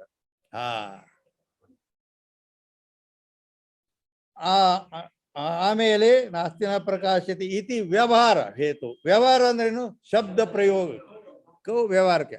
ಶಬ್ದ ಪ್ರಯೋಗಕ್ಕೂ ವ್ಯವಹಾರ ಅಂದ್ರೇನು, ಇಲ್ಲ ತೋರೋದಿಲ್ಲ ಅಂತ ಶಬ್ದ ಪ್ರಯೋಗ ಅಂದ್ರೆ ಹೇಳುವುದಕ್ಕ. ಹೆಂಗದ ಅಂದ್ರೆ ಆ ಪರಮಾತ್ಮ ಏನಿಲ್ಲ, ಇಲ್ಲಂದ್ರ ಏನಿಲ್ಲ. ಆ ಪರಮಾತ್ಮ ಇಲ್ಲ, ತಪ್ಪು ಮಾಡ್ತಿ, ಜಗತ್ತಿಲ್ಲ ತಗೋ. ಮತ್ತು ಇನ್ ತೋರೋದಿಲ್ಲನು ಅನ್ಬೇಕಾ ಅಲ್ಲ ಮುಂದಲ್ಲಿ. ಅದಕ್ಕೆ ಮನುಷ್ಯ ಬಹಳ ಜ್ವಾಕ್ಯಲೆ ಮಾತಾಡ್ಬೇಕ. ಅದಕ್ಕೆ ಆಡಿದ್ರ ಹೋತು, ಮುತ್ತು ಹೊಡೆದ್ರ ಹೋತತ್, ಹಿಂಗೈತೆ ಅದು. ಅದಕ್ಕಾಗಿ ಬಹಳ ಎಚ್ಚರದಿಂದ ಮಾತಾಡ್ಬೇಕು. ಅದಕ್ಕ ಅದು ಜಗತ್ತಿಗೆ ಹಚ್ಚೋದಲ್ಲ, ಅದನ್ನ ಪರಮಾತ್ಮಗೆ ಹಚ್ಚಬೇಕು. ಇಲ್ಲ ನಾಸ್ತಿ ನ ಪ್ರಕಾಶತೆ ಇತಿ ವ್ಯವಹಾರ ಇತ್ತು ಅಂದ್ರ ಅವ ನಾಸ್ತಿಕದಾನ. ಆ ಮನುಷ್ಯ ಏನ್ ಹೇಳ್ತಾನ, ದೇವ್ರಿಲ್ಲ. ಇದ್ರ ತೋರ್ತಿದ್ದ ಇಲ್ಲ, ತೋರೋದಿಲ್ಲ ಅಂದ್ರೆ ಮೇಲೆ ಇಲ್ಲ ಅವ. ಹೀಗ ಅವ ಹೇಳ್ತಾನೆ, ಶಬ್ದ ಪ್ರಯೋಗ ಮಾಡ್ತಾನೆ. ಅದು ಯಾಕಂದ್ರ ಅವನಿಗೆ 2 ಪ್ರಕಾರದ ಆವರಣಗಳಾಗಿವೆ ಅಂತ. ಅಂದ್ರ ಅಸತ್ವಾಪಾದಕ ಆವರಣ ಆದದ್ರಿಂದ ಇಲ್ಲ ಅಂತ ಹೇಳ್ತಾನೆ, ಅಭಾನಾಪಾದಕ ಆವರಣವಾಗಿದ್ದರಿಂದ ತೋರೋದಿಲ್ಲ ಅಂತ ಹೇಳ್ತಾನೆ. ಹೇಳ್ತಾ, ಆದ್ದರಿಂದ ಇವನಿಗೆ ಆ ಪರಮಾತ್ಮ ಇದ್ದಾನೆ ಎಂಬ ಪರೋಕ್ಷ ಜ್ಞಾನ ಆಯಿತು ಅಂದ್ರ ಆ ಅಸತ್ವಾಪಾದಕ ನಾಸ್ತಿ ಅನ್ನೋದೈತಲ್ಲ, ಅಸತ್ವಾಪಾದಕ ಆವರಣ ನಿವೃತ್ತಿ ಆಗುತ್ತದೆ. ಅದೇ ಆ ಪರಮಾತ್ಮನ ಅಪರೋಕ್ಷ ಜ್ಞಾನ ಆಯಿತು ಅಂತಂದ್ರ ನ ಪ್ರಕಾಶತೆ ಅನ್ನುವ ಅಭಾನಾಪಾದಕ ಆವರಣವು ನಾಶವಾಗುತ್ತದೆ. ಇಷ್ಟ ಅರ್ಥ ಗರ್ಭಿತ ಐತಿ. ಅದ್ರಾಗ ಪ್ರತಿಯೊಂದರಲ್ಲಿ ಹಿಂಗ್ ಹೋಗ್ಲಿಕ್ಕೆ ಅವಕಾಶ ಐತಿ. ಇದು ಎಲ್ಲರಿಗೂ ಅವಕಾಶ ಇಲ್ಲ. ಇಟ್ಟು ಗುಮ್ಮ ಯಾರು ಹೋಗಿಲ್ಲ ಹಿಂಗ. ಹೀಗದ ಅದು ಎಲ್ಲೇ ಯಾರು ಹೋಗಿಲ್ಲ ಅಂದ್ರೆ ಎಷ್ಟೋ ಮಂದಿ ಇರ್ಬೋದು, ಆದ್ರ ಭಾಳ ಎಲ್ಲೋ ಒಬ್ಬ ಹೇಗೆ ಎಲ್ಲಿ. ಅದಕ್ಕೆ ನಾನು ಮೊದಲು ಹೇಳಿದ್ದನ್ನೇ ಈಗ ತಿರುಗಿ ಹೇಳುತ್ತೇನೆ ಅಂತಂದ್ರೆ ಅರ್ಥ ಅದು ಮೊದಲು ಆವಾಗ ಸಣ್ಣ ಮಗುವಿನಂತೆ ಇದ್ರೆ ಎಲ್ಲರೂ, ಶಾಸ್ತ್ರ ಸಂಸ್ಕಾರ ಇರಲಿಲ್ಲ ಅವರಿಗೆ. ಆದ್ರಿಂದ ನಾ ಆ ರೀತಿ ಹೇಳಿ ಅದನ್ನೇ ಈಗ ನಾನು ಒಳ್ಳೆ ಡೀಪ್ ಹೇಳುತ್ತೇನೆ. ಅಂದ್ರೆ ನೇಗಲ ಹತ್ತನೆ ಅಂತ ಹೇಳಿದ್ ಮಾತು ಹೇಳ್ತಿದ್ದ. ನೇಗಲ ನೇಗಲ ನೇಗಲ ನೇಗಲ 8 ಎತ್ತಿನ ನೇಗಲ. ಈಗ ಅವು 8 ಎತ್ತು ಇಲ್ಲ ಈಗ. ಆದ್ರೂ ಈಗ ಟ್ರ್ಯಾಕ್ಟರ್ಗೆ ಎರಡು ಇರ್ತಾವ ನೋಡು. ಒಂದು ಏನ್ ನೋಡಿರ್ಬೇಕು ನೀವು, 5-6 ಇರ್ತಾವ. ಅದ್ರಾಗ 2 ಅಂದ್ರೂ ಒಂದಾದ ಹಂಗ ಹೋಗಿ ಹೊಳ್ಳುವಾಗ ಅದನ್ನ ಹಿಂಗ್ ಹೊಳ್ಳಿ ಸುಗಿತಾನವ. ಅದಕ್ಕೆ ಒಂದ ನೇಗಲ. ಅದು ಗಳೆ ಏನೈತಲ್ಲ, ಕುಡ ಹೊಡೆದು ಕುಂಟಿ, ಅದು ಒಂದು 2 ಇಂಚ 3 ಇಂಚ ಅಷ್ಟ ಇದು ಹೋಗ್ತೈತಿ. ಅದು ಹಂಗ ಹೊಡೆದ್ರೆ 2 ಇಂಚ್ ನೆಲದಾಗ ಇಳಿತೈತಿ. ಮ್ಯಾಲ ನಿತ್ ಹೊಡೆದಂದ್ರ 3 ಇಂಚ್ ಇಳಿತೈತಿ.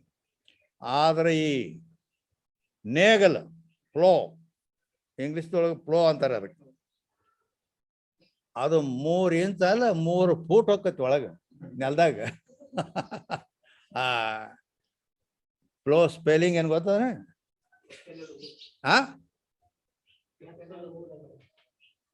No, it is wrong. ಹೇಳ್ತಾನೆ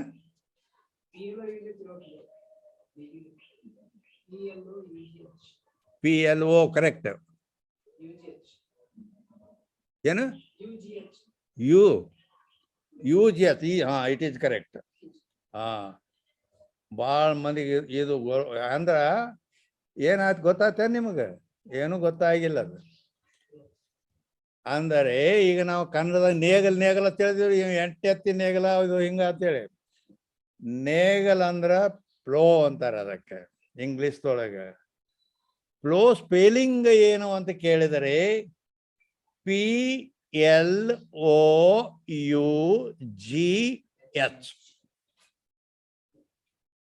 PLOUGH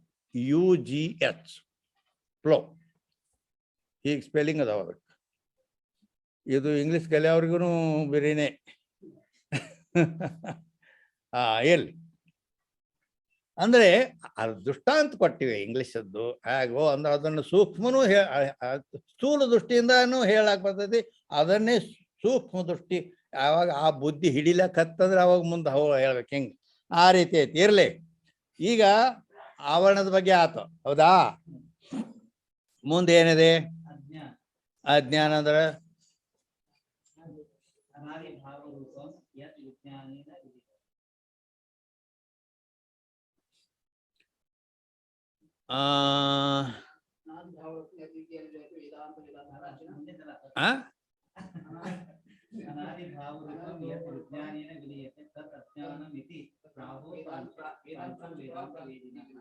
ಅದ ಭಾಳ ಸಲ ಹೇಳೇನೆ. ಆಯ್ತು, ಬಟ್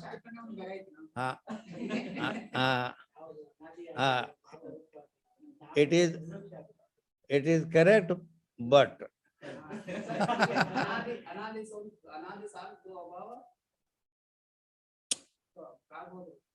ಬಟ್ ಅದ್ರ ಮೇಲೆ ಬಗಿತದೆ ಎಲ್ಲ ಮಣ್ಣ ಮುಚ್ಚ.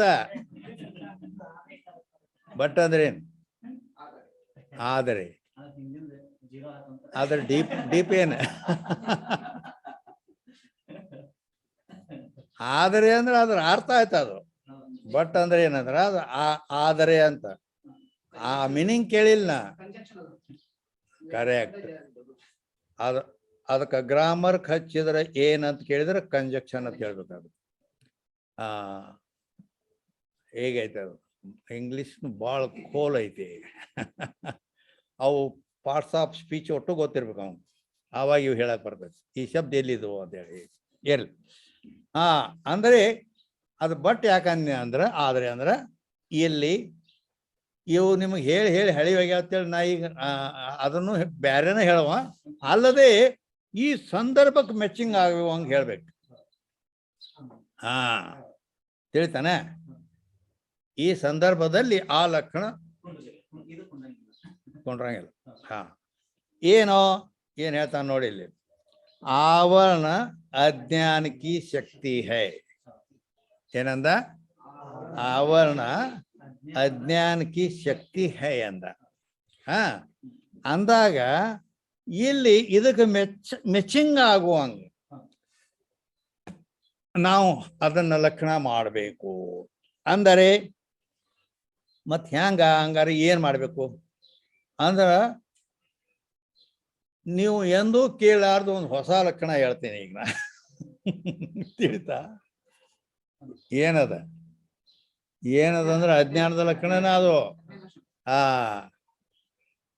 ಇಟೋತನ ನೀ ಹೇಳ್ದಿ ಅವೆಲ್ಲ ನಾ ಹೇಳಿದ್ದು ಹಳೆಯವು ಅವ್ರದ್ದೆ.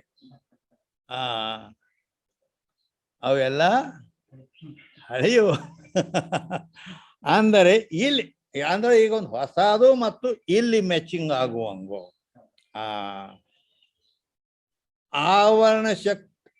आवरण विक्षेप शक्ति वाली अनादि भाव रूप अज्ञान है. ಏನ್ ಹೇಳಿದೆ? ಅಜ್ಞಾನ ಎದಕ್ಕನ್ನಬೇಕು ಅಂದ್ರ ಆವರಣ ವಿಕ್ಷೇಪ ಶಕ್ತಿ ಉಳ್ಳದ್ದಿರ್ಬೇಕು. ಆವರಣ ಶಕ್ತಿ ಉಳ್ಳದ್ದು, ವಿಕ್ಷೇಪ ಶಕ್ತಿ ಉಳ್ಳದ್ದು ಇರಬೇಕು, ಅನಾದಿ ಇರಬೇಕು, ಭಾವರೂಪ ಇರಬೇಕು, ಅದಕ್ಕೆ ಅಜ್ಞಾನ ಅನ್ಬೇಕು. ಹೇಳಕ್ಕ ಇಟ್ ಈಸ್ ನ್ಯೂ. आवरण विक्षेप शक्ति वाली अनादि भावरूप अज्ञान ಅಂತ ಹೇಳಿದೆ. ಹೌದಿಲ್ಲ? ಓಕೆ. ಇನ್ನ ಆವರಣ ಆಯ್ತು, ಅಜ್ಞಾನ ಆಯ್ತು. ಶಕ್ತಿ ಅಂತ ಐತಿ ಮುಂದ. ಶಕ್ತಿ ಅಂದ್ರ ಶಕ್ತಿಯ ಲಕ್ಷಣ ಏನು? ಕರೆಕ್ಟ್. ಶಕ್ತಿಯ ಲಕ್ಷಣ ಏನು ಅಂತ ಕೇಳಿದರೆ ಸ್ವತಂತ್ರ ಸತ್ತಾ ಶೂನ್ಯತ್ವಂ ಶಕ್ತಿ. ಅಂದ್ರ ಆ ಶಕ್ತಿ ಅನ್ನೋದು ಸ್ವತಂತ್ರ ಇರ್ಲಾಕ್ ಬರುದಿಲ್ಲ ಅದಕ್ಕೆ. ಅಥವಾ ಈಗ ಎದರಲ್ಲೂ ಶಕ್ತಿ ಹೌದಿಲ್ಲ? ಈಗ ಮೈಯಲ್ಲಿ ಶಕ್ತಿ ಅದ ಹೌದಿಲ್ಲ? ಆ ದೇಹವನ್ನು ಬಿಟ್ಟು ಇರ್ತೈತೆ ಇಲ್ಲ. ಅಲ್ಲೇ ಇರ್ಬೇಕಾದ್ರೆ ಒಂದನ್ನು ಆಶ್ರಯ ಮಾಡ್ಕೊಂಡಿರ್ಬೇಕದು. ಅದಕ್ಕ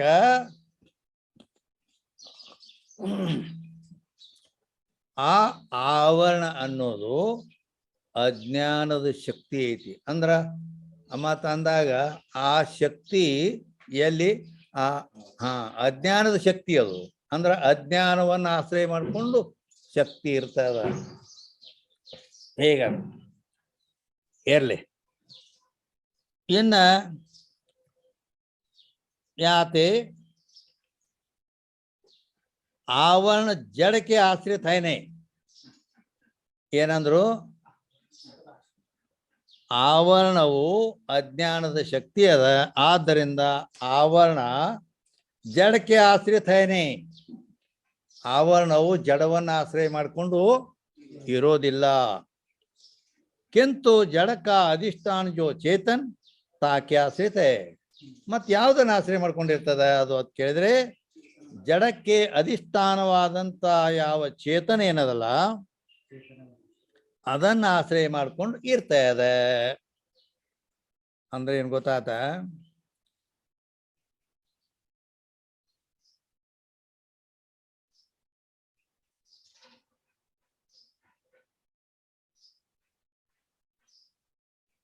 ಇಲ್ಲಿ ಹೇಳಿದ್ರು, ಅವರು ಏನ್ ಹೇಳಿದ್ರು, ಆ ಶಕ್ತಿ ಅದ. ಆದ್ರಿಂದ ಆವರಣ ಜಡವನ್ನ ಆಶ್ರಯ ಮಾಡ್ಕೊಂಡು ಇರಂಗಿಲ್ಲ ಅಂತ ಕೇಳಿತ. ಯಾಕೆ ಇರಂಗಿಲ್ಲ ಅಂತ ನಾ ಕೇಳ್ತೇನೆ. ಅಲ್ಲದೆ ಜಡಕ ಅಧಿಷ್ಠಾನ ಜೋ ಚೇತನ್ ತಾಕೆ ಆಶ್ರಿತ ಅಂದ್ರೆ ಏನು? ಇದು ಡೀಪ್ ಐತಿ, ಗುಮ್ಮ ಐತಿ. ವೇದಾಂತದ ಪ್ರಕ್ರಿಯೆಗಳೆಲ್ಲ ಗೊತ್ತಿದ್ದವಂಗ ಮಾತ್ರ ಆಕೈತಿ, ಉಳಿದವ್ರಿಗೆ ನೋ. ಅಂದರೆ ಏನು ಮರ್ಮ ಐತಿ ಇಲ್ಲಿ ಅಂತಂದ್ರ, ಇಷ್ಟು ಶಾಸ್ತ್ರ ಇದು ಆಳವಾಗಿ ಉಸ್ಕಿನ ಕಣಿ ಇದ್ದಂಗಿದೆ. ಇದು ಏನು ಎಟ್ ಹಾಡದಟ್ಟು ಉಸುಕ್ ಹಂಗ ಹೊಡ್ಕೋತ ಹೋಗೋದು. ಆದ್ದರಿಂದ ಅಂದರೆ ಇಲ್ಲಿ ಏನ್ ಹೇಳ್ತಾರ ಅವರು, ಏನ್ ಹೇಳಿದ್ರ ಅಂದ್ರೆ ಈ ಮಾತಿನ ಮೇಲೆ ಏನ್ ಕಂಡು ಬರ್ತದ? ಏನ್ ಹೇಳ್ಯಾರ? ಆವರಣವು ಜಡವನ್ನ ಆಶ್ರಯ ಮಾಡ್ಕೊಂಡು ಇರೋದಿಲ್ಲ, ಕಿಂತು ಚೇತನವನ್ನ ಆಶ್ರಯ ಮಾಡ್ಕೊಂಡು ಇರ್ತದ ಅಂತ ಹೇಳಿದ್ರ.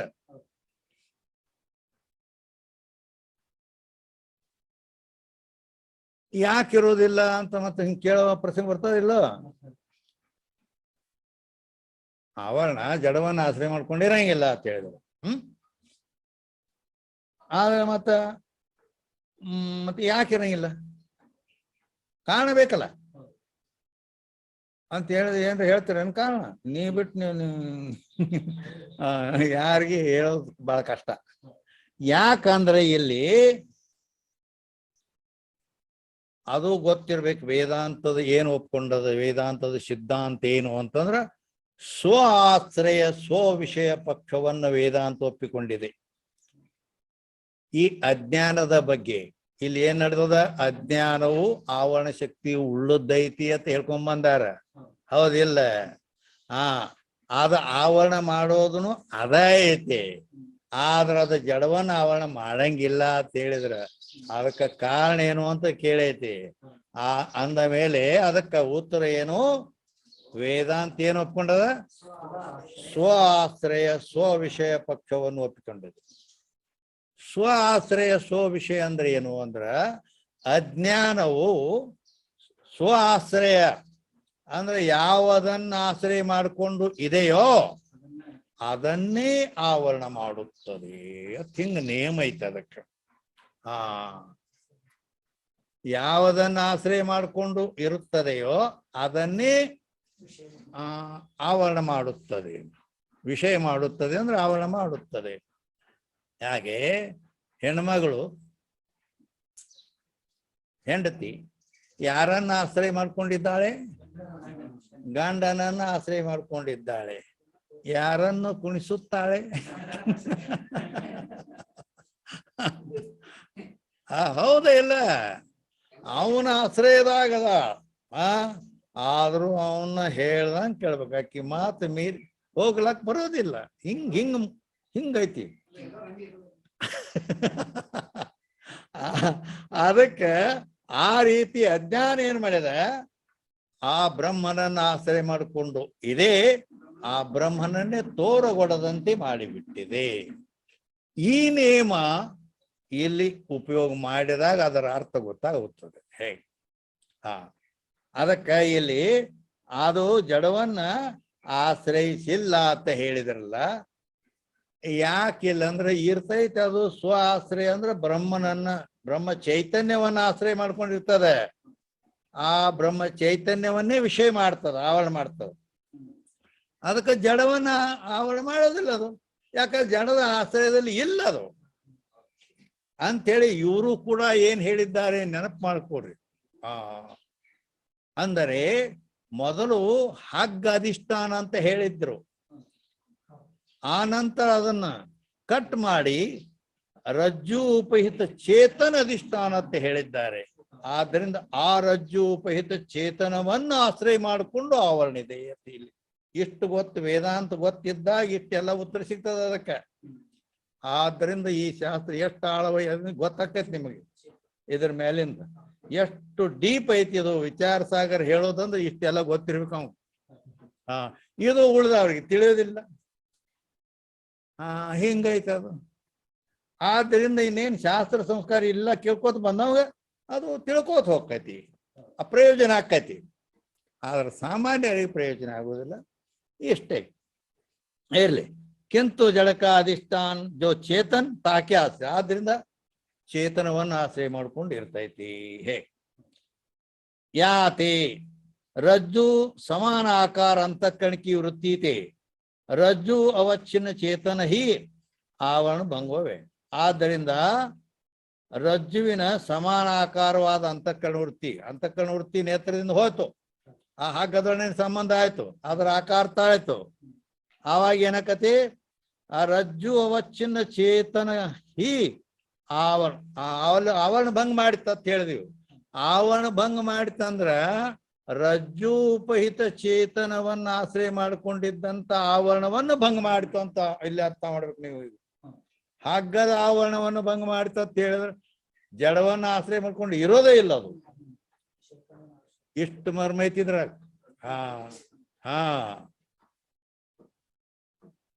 ಅವಚ್ಛಿನ್ನ ಚೇತನ ಹಿ ಆವರಣ ಭಂಗವೇ. ಅಂದ್ರೆ ಆವರಣವು ಚೇತನವನ್ನೇ ಆಶ್ರಯ ಮಾಡ್ಕೊಂಡಿರ್ತದ. ಆದ್ದರಿಂದ ಆ ಚೇತನದ ಆವರಣ ಭಂಗ ಆಗುತ್ತದೆ, ಅಂದ್ರೆ ನಾಶವಾಗುತ್ತದೆ.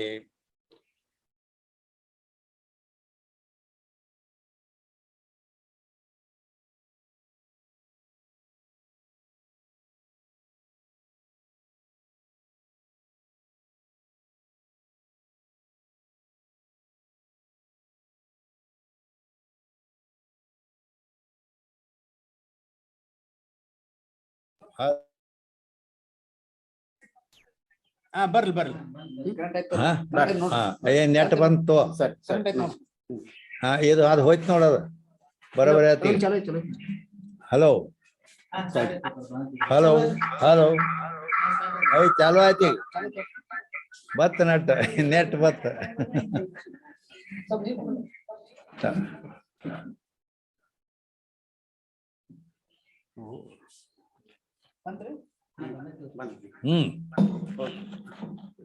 ಅದಕ್ಕಾಗಿ ತಾವು ಕುಂತಿರ್ಬೇಕು, ಇಲ್ಲಾಂದ್ರೆ ಇಲ್ಲಿ ಕುಂತಾರಿಗೆ ಗೊತ್ತಾಗಂಗಿಲ್ಲ ಅದು ನಡೆದೈತೆ. ಹೌದೌದು, ಆಯ್ತು.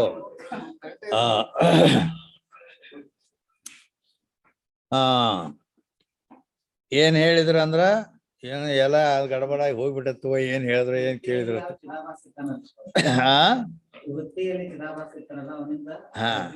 ಆಯ್ತಾಯ್ತು, ಇರ್ಲಿ. ಅವಳ ಭಂಗ ಅದೇ ಅಂದ್ರ ರಜ್ಜು ಸಮಾನ ಆಕಾರ ಅಂತಃಕಣಿಕಿ ವೃತ್ತಿ ಸೇ ರಜ್ಜು ಅವಚ್ಛಿन्न ಚೇತನಿಕಿ आवरण भंग होवे। वृत्ति में जो चिदाभास है तासे रज्जु का प्रकाश। आ वृत्तिಯಲ್ಲಿ ಚಿದಾಭಾಸ ಏನದನಲ್ಲ ಅವನಿಂದ ಇದು ಹಗ್ಗ ಅಂತ ಜ್ಞಾನ ಆಕೈತಿ. ಯಾರಿಗೆ ಆಕತಿ? ಚಿದಾಭಾಸಗೆ. ಆ ವೃತ್ತಿ ಏನ್ ಮಾಡಿತು? ಆವರಣ ಭಂಗ ಮಾಡಿತು. ಚಿದಾಭಾಸ ಇದು ಹಗ್ಗ ಅಂತ ತಿಳಿದ ಎರಡು ಒಂದೊಂದು ಕೆಲಸ ಮಾಡ್ತಾವು. ಅದಕ್ಕೆ वृत्ति में चिदाभास ताते रज्जु का प्रकाश होवे। रज्जु का प्रकाश होवे अंद्रेनु अर्थ प्रकाशनम ज्ञानम। प्रकाश अंद्रे अर्थ प्रकाशनम ज्ञानम अंद्रे हग्गद ज्ञान आकते अंत। प्रकाश अंद्रेनु ज्ञान आकते। अर्थ प्रकाशनम ज्ञानम अंद्रे वृत्तियिंद आवरण भंग आयतु चिदाभासनिंद इदु हग्ग अंत ज्ञान। चेतन स्वयं प्रकाश है ताते आभास का उपयोग नहीं। ಆದರೆ ಚಿದಾಭಾಸನ ಏನೈತಿ ಜಡ ಪದಾರ್ಥಗಳನ್ನು ಕೂರ ತಿಳಿಯುವಲ್ಲಿ ಕೆಲಸ ಮಾಡ್ತದೆ ಚಿದಾಭಾಸ ಜೀವ. ಆದರೆ ಚೇತನ ಏನದಲ್ಲ ಸ್ವಯಂ ಪ್ರಕಾಶ है तामे आभास का उपयोग नहीं। चेतन स्वयं प्रकाश अದ तामे आभास का उपयोग नहीं अंद्र ಅಂದ್ರೆ ಏನು ಗೊತ್ತಾ? ಅಂದರೆ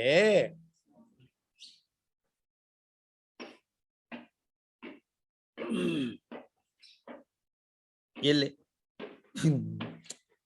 ಬುದ್ಧಿ ಆದ್ರೆ ತಿರೀ ಸೂಕ್ಷ್ಮಕ್ಕೆ ಹೋಗ್ತೈತಿ ನಂದು, ತೀರ ಹಿಂಗ ಮುಂದುವರಿಯೋದು ಅಂದಿ ಮುಂದೆ ಹಿಂಗಾದ್ರೆ ಹಿಂಗ ಹೋಗ್ಲಿ ಅಂತೂ ನೇಗಲನ್ನ ನಿಲ್ಲಿದ್ರೆ ಬರೀ ಗೆಳೆಯದು ಹೊಡೆದು ಬಿಡ್ತೆ. ಅಂದರೆ ಇಲ್ಲಿ ನೋಡ, चेतन स्वयं प्रकाश है, ताते आभास का उपयोग नहीं आता।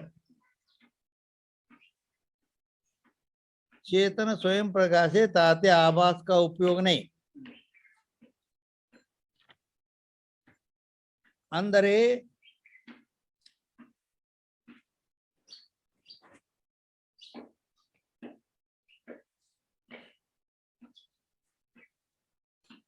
ಇರ್ಲಿ ಬಾಳ ಅಂತ ಇರ್ಲಿ ಅಂದ್ರೆ ಏನು ಹಂಗಾರ? ಅಂದ್ರೆ ಇಲ್ಲಿ ಚೇತನ್ ಅಂದ್ರೆ ಏನು, ಅದರ ಲಕ್ಷಣ ಏನು? ಸ್ವಯಂ ಪ್ರಕಾಶ ಅಂದ್ರೆ ಸ್ವಯಂ ಪ್ರಕಾಶದ ಲಕ್ಷಣ ಏನು? ಹಿಂಗೆಲ್ಲಕ್ಕೂ ಪ್ರತಿಯೊಂದಕ್ಕೆ ಲಕ್ಷಣ ಮಾಡ್ಬೇಕಲ್ಲ ಇನ್ನು, ಹೌದಲ್ಲ? ಹಾ, ಚೇತನ ಅಂದ್ರೆ ಏನು, ಚೇತನದ ಲಕ್ಷಣ ಏನು ಅಂತ ಕೇಳಿದ್ರೆ, ಜೋ ಆಪ್ ಅಲ್ಲ, जो ज्ञान स्वरूप है, घटादि सर्व प्रपंच को जानता है, मन इंद्रिय आदि किसी करीबी जानी सकते नहीं. सो चेतन ಯಾವುದು ಜ್ಞಾನ ಸ್ವರೂಪವಿದೆಯೋ, ಘಟಪಟಾದಿ ಜಗತ್ತಿನ ವಸ್ತುಗಳನ್ನು ತಿಳಿಯುತ್ತದೆಯೋ, ತಾನು ಮಾತ್ರ ಯಾವ ಮನಸ್ಸು ಇಂದ್ರಿಯ ಯಾವುದರಿಂದಲೂ ತಿಳಿಸಿಕೊಳ್ಳುವುದಿಲ್ಲವೋ ಅದಕ್ಕ ಚೇತನ ಅನ್ಬೇಕು ಅಂತ ಹೇಳಿ ಆ ಚೇತನದ ಲಕ್ಷಣ ಐತಿ. ಇದಕ್ಕೆ ಹೆಂಗ ಫಿಟ್ಟಿಂಗ್ ಅಂತ ಕೇಳಿದ್ರೆ ಮಾಡ್ತೇನೆ? ಫಿಟ್ಟಿಂಗ್ ಸಾಧ್ಯ ಇಲ್ಲ.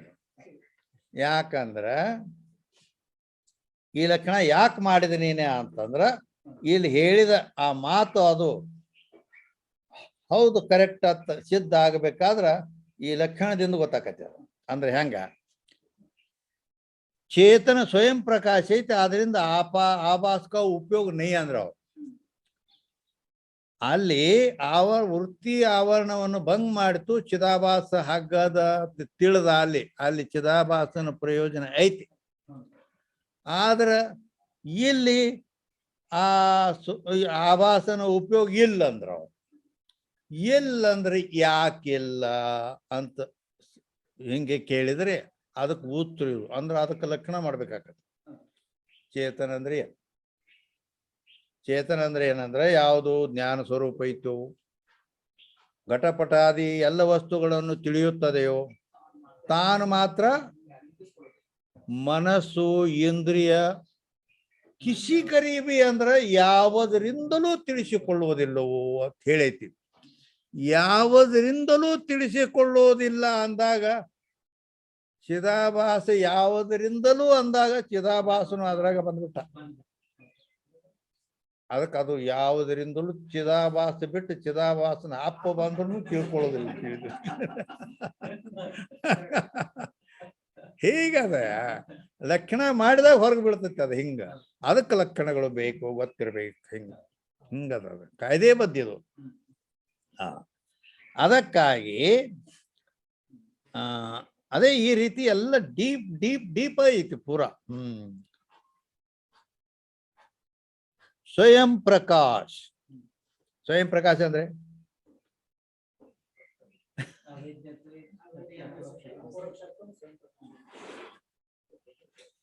ಸ್ವಯಂ ಪ್ರಕಾಶ ಅಂದರೆ ಅವೇದ್ಯತ್ವೇ ಸತಿ ಅಪರೋಕ್ಷತ್ವಂ ಸ್ವಯಂ ಪ್ರಕಾಶತ್ವಂ ಅಂತ ಲಕ್ಷಣ ಐತಿ. ಅಂದ್ರೆ ಕನ್ನಡದೊಳಗ ಇದು ಸಂಸ್ಕೃತ.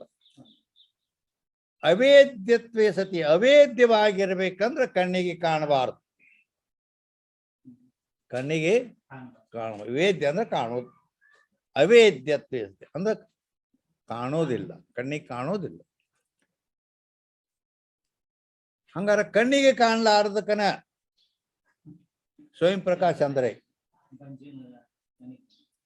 ಅಂದ್ರ ಬಂಜೆ ಮಗ, ಮಲದ ಕೋಡು, ಗಗನ ಕುಸುಮ ಇವು ಕಣ್ಣಿಗೆ ಕಾಣಂಗಿಲ್ಲ. ಹೆಸರೇನೋ ಹೇಳಲ್ಪಡ್ತಾವ ಕರೆ ಅವು ಕಣ್ಣಿಗೆ ಕಾಣಂಗಿಲ್ಲ. ಮತ್ತ ಅವಕ್ ಸ್ವಯಂ ಪ್ರಕಾಶ ಅನ್ಬೇಕೇನು ಅಂತ ಅವುಗಳಲ್ಲಿ ಅತಿವ್ಯಾಪ್ತಿ ಆಗುತ್ತದೆ. ಆದ್ದರಿಂದ ಮುಂದೆ ಪದ ಇಡಬೇಕಾದ ಏನ್ ಅತಿವ್ಯಾಪ್ತಿ ನಿವೃತ್ತಿ ಮಾಡ್ಕೋಬೇಕಾದ್ರೆ ಅಪರೋಕ್ಷತ್ವಂ ಅಂತ ಪದ ಇಡಬೇಕು. ಅಪರೋಕ್ಷವಾಗಿರಬೇಕು. ಅರ್ಥಾತ್ ಅಪರೋಕ್ಷತ್ವಂ ಅಂದ್ರೆ ಏನ್ ಗೊತ್ತಾ?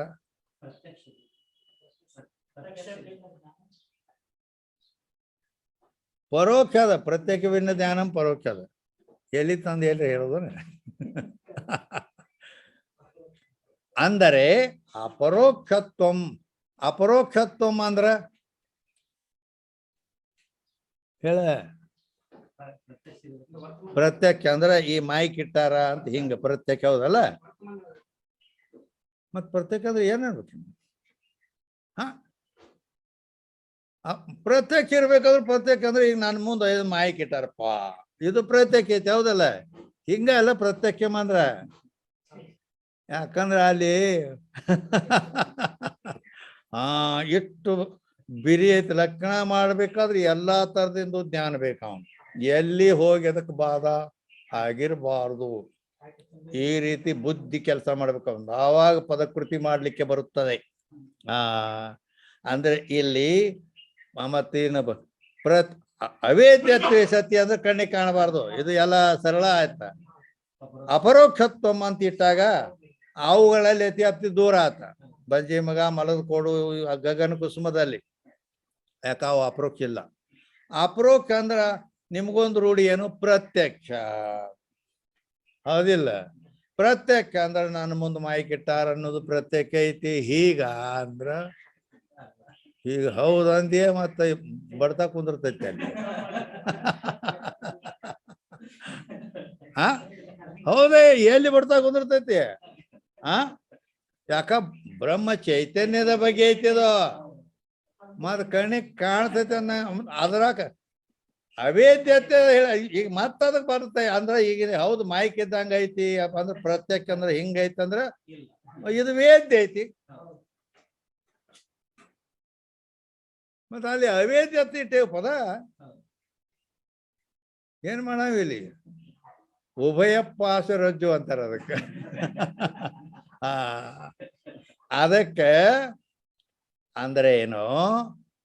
ಅವೇದ್ಯತೆ ಸತಿ ಅಂದ್ರೆ ಅದು ಕಣ್ಣಿಗೆ ಕಾಣಬಾರ್ದು. ಅಪರೋಕ್ಷತ್ವಂ ಅಂದರೆ ಅದು ಇಲ್ಲಿ ಏನ್ ಅರ್ಥ ಮಾಡ್ಬೇಕು? ಇದೇ ಮರ್ಮ ಇರ್ತೈತಿ. ಎಲ್ಲಿ ಬಾಧ ಬರ್ಲಾರ್ದಂಗ ನಾವು ಅದನ್ನ ಹಚ್ಚಬೇಕಾಕೈತಿ. ತಾತ್ಪರ್ಯ ಅಂದ್ರ ಕಣ್ಣಿಗೆ ಅಂದ್ರ ಈ ಮೈಕದಂತೆ ಅಲ್ಲ. ಮತ್ತೇನಂದ್ರೆ ಅಪರೋಕ್ಷತ್ವಂ ಅಂದ್ರೆ ಅರ್ಥ ಅದಕ್ಕಿಷ್ಟೇ, ಅನುಭವಕ್ಕೆ ಬಂದಿರಬೇಕು. ಅದು ಹೇಳೋಲಾಕರ ಬರೋದಿಲ್ಲ, ಆದ್ರೆ ಅವಾಗ ಹೇಳಿ ಒಂದು ಮರ್ಮದಿಂದ ತಿಳಿಸೋದು. ಇದಕ್ಕೇನಾದ್ರೆ ಯಾರ ದೃಷ್ಟಾಂತ ಕೊಡ್ತೀರ ನೀವು? ಅದು ಹೇಳಿದ್ದ ನಾನೇ ಹೇಳಿದ್ದ ಅದ. ಯಾಕ ಅವಂಗ ಒಂದು ದೃಷ್ಟಾಂತ ಕೊಟ್ರೆ ಪಕ್ಕ ಗೊತ್ತಾಗತ್ತೆ. ಅದ ಕಣ್ಣಿಗೆ ಕಣ್ಣಿಗೆ ಮುಂದುವೈತಿ ಅನ್ನ ಹಂಗೂ ಇಲ್ಲ. ಮತ್ ಹೆಂಗಾರ ಅಂದ್ರ ಅವನು ಅಂದ್ರೆ ಈಗ ಒಬ್ಬ ಊಟಕ್ಕೆ ಕುಂತಾನೆ ಅಂದ್ರೆ ಇದು ಈ ಮಾತು ತಿಳಿಬೇಕಾದ್ರೆ ಅವೇದ್ಯವಾಗಿರಬೇಕು, ಅಪರೋಕ್ಷ ಇರಬೇಕು ಅನ್ನೋದು ತಿಳಿಬೇಕಾದ್ರೆ ಅದಕ್ಕೆ ಒಂದು ದೃಷ್ಟಾಂತ ಏನು ಕೊಡ್ಬೇಕಂದ್ರೆ ಅದನ್ನ ಹಿಂದೆ ಕೊಟ್ಟಿದ್ದೆ. ಊಟ ಮಾಡ್ಲಕ್ ಕುಂತಾನೆ, ಅವ ಒಬ್ಬ ನೀಡ್ಲಕ್ ಬಂದ. ಮತ್ತ ಅವಂಗ ನೀಡ್ಲಕ್ ಹೋದ ಕೂಡಲೇ ಬ್ಯಾಡ ಅಂತಾನ. ಯಾಕೆ ಬ್ಯಾಡ ಅಂದಿವು? ಯಾಕೆ ಬ್ಯಾಡ ಅಂದ್ರೆ ಹೊಟ್ಟೆ ತುಂಬೈತಿ ಅಂದ. ಹೊಟ್ಟೆ ತುಂಬೈತಿ? ಹೊಟ್ಟೆ ತುಂಬಿದ್ದು ನಿನಗೂ ಕಾಣಂಗಿಲ್ಲ, ಉಣಾಗೂ ಕಾಣಂಗಿಲ್ಲ, ನೀಡಂಗೂ ಕಾಣಂಗಿಲ್ಲ. ಮತ್ತೆ ಹೊಟ್ಟೆ ತುಂಬೈತಿ ಅಂತ ಹೆಂಗೆ ಹೇಳ್ತೀಯ ಅಂದ್ರೆ ಅವ ಹೇಳ್ತಾನ, ನನ್ನ ಕಣ್ಣಿಗೆ ಕಾಣಂಗಿಲ್ಲ, ಕರೆ ಅನುಭವಕ್ಕೆ ಬಂದೈತಿ ನನಗೆ. ಯಾಕ ಇದು ಪ್ರತಿಯೊಬ್ಬರಿಗೆ ಅನುಭವ ಮಾತೈತದು. ಉಭಯ ಪಕ್ಕ ಸಮ್ಮತೋ ದೃಷ್ಟಾಂತ. ದೃಷ್ಟಾಂತದ ಲಕ್ಷಣ ಏನು? ಉಭಯ ಪಕ್ಷ ಸಮ್ಮತಿ ಇರ್ಬೇಕು. ಹೇಳವಂಗೂ ಕೇಳವಂಗೂ ಇಬ್ಬರಿಗೆ ಹೌದು ಅನಿಸ್ತಿರ್ಬೇಕದು. ಇದಕ್ಕೆ ದೃಷ್ಟಾಂತ ಅಂತಾರೆ. ಆದ್ದರಿಂದ ಈ ದೃಷ್ಟಾಂತ ಕೊಟ್ರ ಈ ಲಕ್ಷಣ ಅವೇದ್ಯತ್ವೇ ಸತಿ ಅಪರೋಕ್ಷತ್ವ ಅನ್ನೋದು ಅವಾಗ ಪಕ್ಕ ಗೊತ್ತಾಕತಿ. ಹಿಂಗದ ಅವಂಗ ತಿಳಿಯೋಂಗ ದೃಷ್ಟಾಂತ ಕೊಟ್ಟು ಹೇಳ್ಬೇಕು. ಹೊಟ್ಟಿ ತುಂಬಿದ್ದು ಕಾಣಂಗಿಲ್ಲ, ಕರೆ ಅನುಭವಕ್ಕೆ ಬಂದಿದೆ. ಹೀಗೆ ಆ ಬ್ರಹ್ಮಜ್ಞಾನವೂ ಕೂಡ ಅದು ಅಹಂ ಬ್ರಹ್ಮಾಸ್ಮಿ ಅನ್ನೋದು ಅದು ಕಣ್ಣಿಗೆ ಕಾಣಂಗಿಲ್ಲ, ಆದರೆ ಅನುಭವಕ್ಕೆ ಬಂದಿರುತ್ತದೆ. ಅನುಭವ ಗಮ್ಯ ಐತಿ. ಹೊಟ್ಟಿ ತುಂಬಿದ್ದು ಹೆಂಗ ನನ್ನ ಹೊಟ್ಟಿ ತುಂಬೈತೆ ಅಂತ ಗೊತ್ತಾಕತಿಲ್ಲೋ ಹಂಗ ಅವನ ಮೊದಲಿನ ವ್ಯವಹಾರ ಈಗಿನ ವ್ಯವಹಾರದಿಂದ ಅವನಿಗೆ ಸ್ವಯಂ ಗೊತ್ತಾಗುತ್ತದೆ. ಈಗ ನನಗೆ ಜ್ಞಾನ ಆಗಿದೆ ಅಂತೇಳಿ. ಹೀಗದ ಅನುಭವಕ್ಕೆ ಬರ್ತದ. ಸ್ವಲ್ಪ ಅದಕ್ಕೆ ಸ್ವರೂಪ ಇಲ್ಲ. ಯಾಕ ಕರಿದು ಬಿಳಿದಾಗೆಲ್ಲ ಕರಕ್ಕೆ ಸಿಕ್ಕುವುದಲ್ಲ ನಿರುತ ಭಾವಾತೀತವೆನಿಸಿಕೊಂಬುವುದು ಎಂತಿಹುದು ಪರವಸ್ತು ಎಂದು ಚಿಂತಿಸಲಿಕ್ಕೆ ಮಾಲಿಂಗರಾಗ ಹೇಳ್ಯಾರ.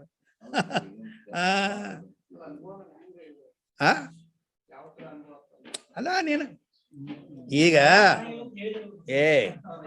ಈಗ ಚಾ ಕೊಡದ ಅದೇ ಆಗಲೇ ಅದ್ರದ್ದು ಹೇಳೇನ ಅವಂಗ ಅನ್ಪದ ಅದ್ಯಾಕ ಜ್ಞಾನಿ ಅಂದರಿಯರೆಂಬ ಅನುಮಾನ ಬೇಕೆ ಅವನ ಅಂಗ ತಾನೇ ಸೂಚಿಸುವುದು. ಹೆಂಗೈತೆ ಅದ ಅವನ ಇರುವಿಕೆ ಅವನ ವ್ಯವಹಾರ ಅದು ನೋಡಿದ ಕೂಡಲೇ ಗೊತ್ತಾಕತಿ. ಐತಿ ಅವ್ನ ಜ್ಞಾನ ಆಗೈತಿ ತಿಳಿತಾ. ಅದಕ್ಕೆ ಯಾಕೆ ಅನುಮಾನ ಮಾಡ್ತೀವಿ ಅಂತ ಹೇಳ್ಯಾರು. ಅದಕ್ಕ ಅಲ್ಲಿ ನೀನು ಅದನ್ನ ಮತ್ತ ಈಗ ನೀ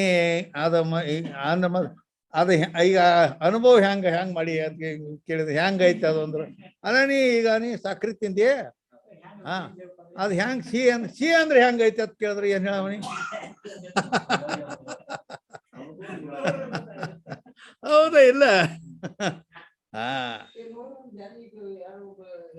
ಈಗ ಇಲ್ಲ ಇನ್ನೋಡು ಈಗ ಅದಕ್ಕೊಂದು ಸಾಕಳಿ ಇರ್ತಾವ ಹಿಂದ.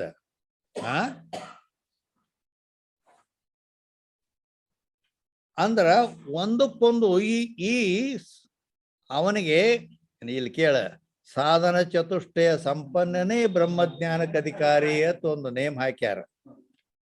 ಸಾಧನ ಚತುಷ್ಟಯ ಸಂಪನ್ನನೇ ಬ್ರಹ್ಮಜ್ಞಾನಕ್ಕೆ ಅಧಿಕಾರಿ. ಅವಂಗ ಜ್ಞಾನ ಆಕತಿ, ಉಳಿದವ್ರಿಗೆ ಆಗುದಿಲ್ಲ.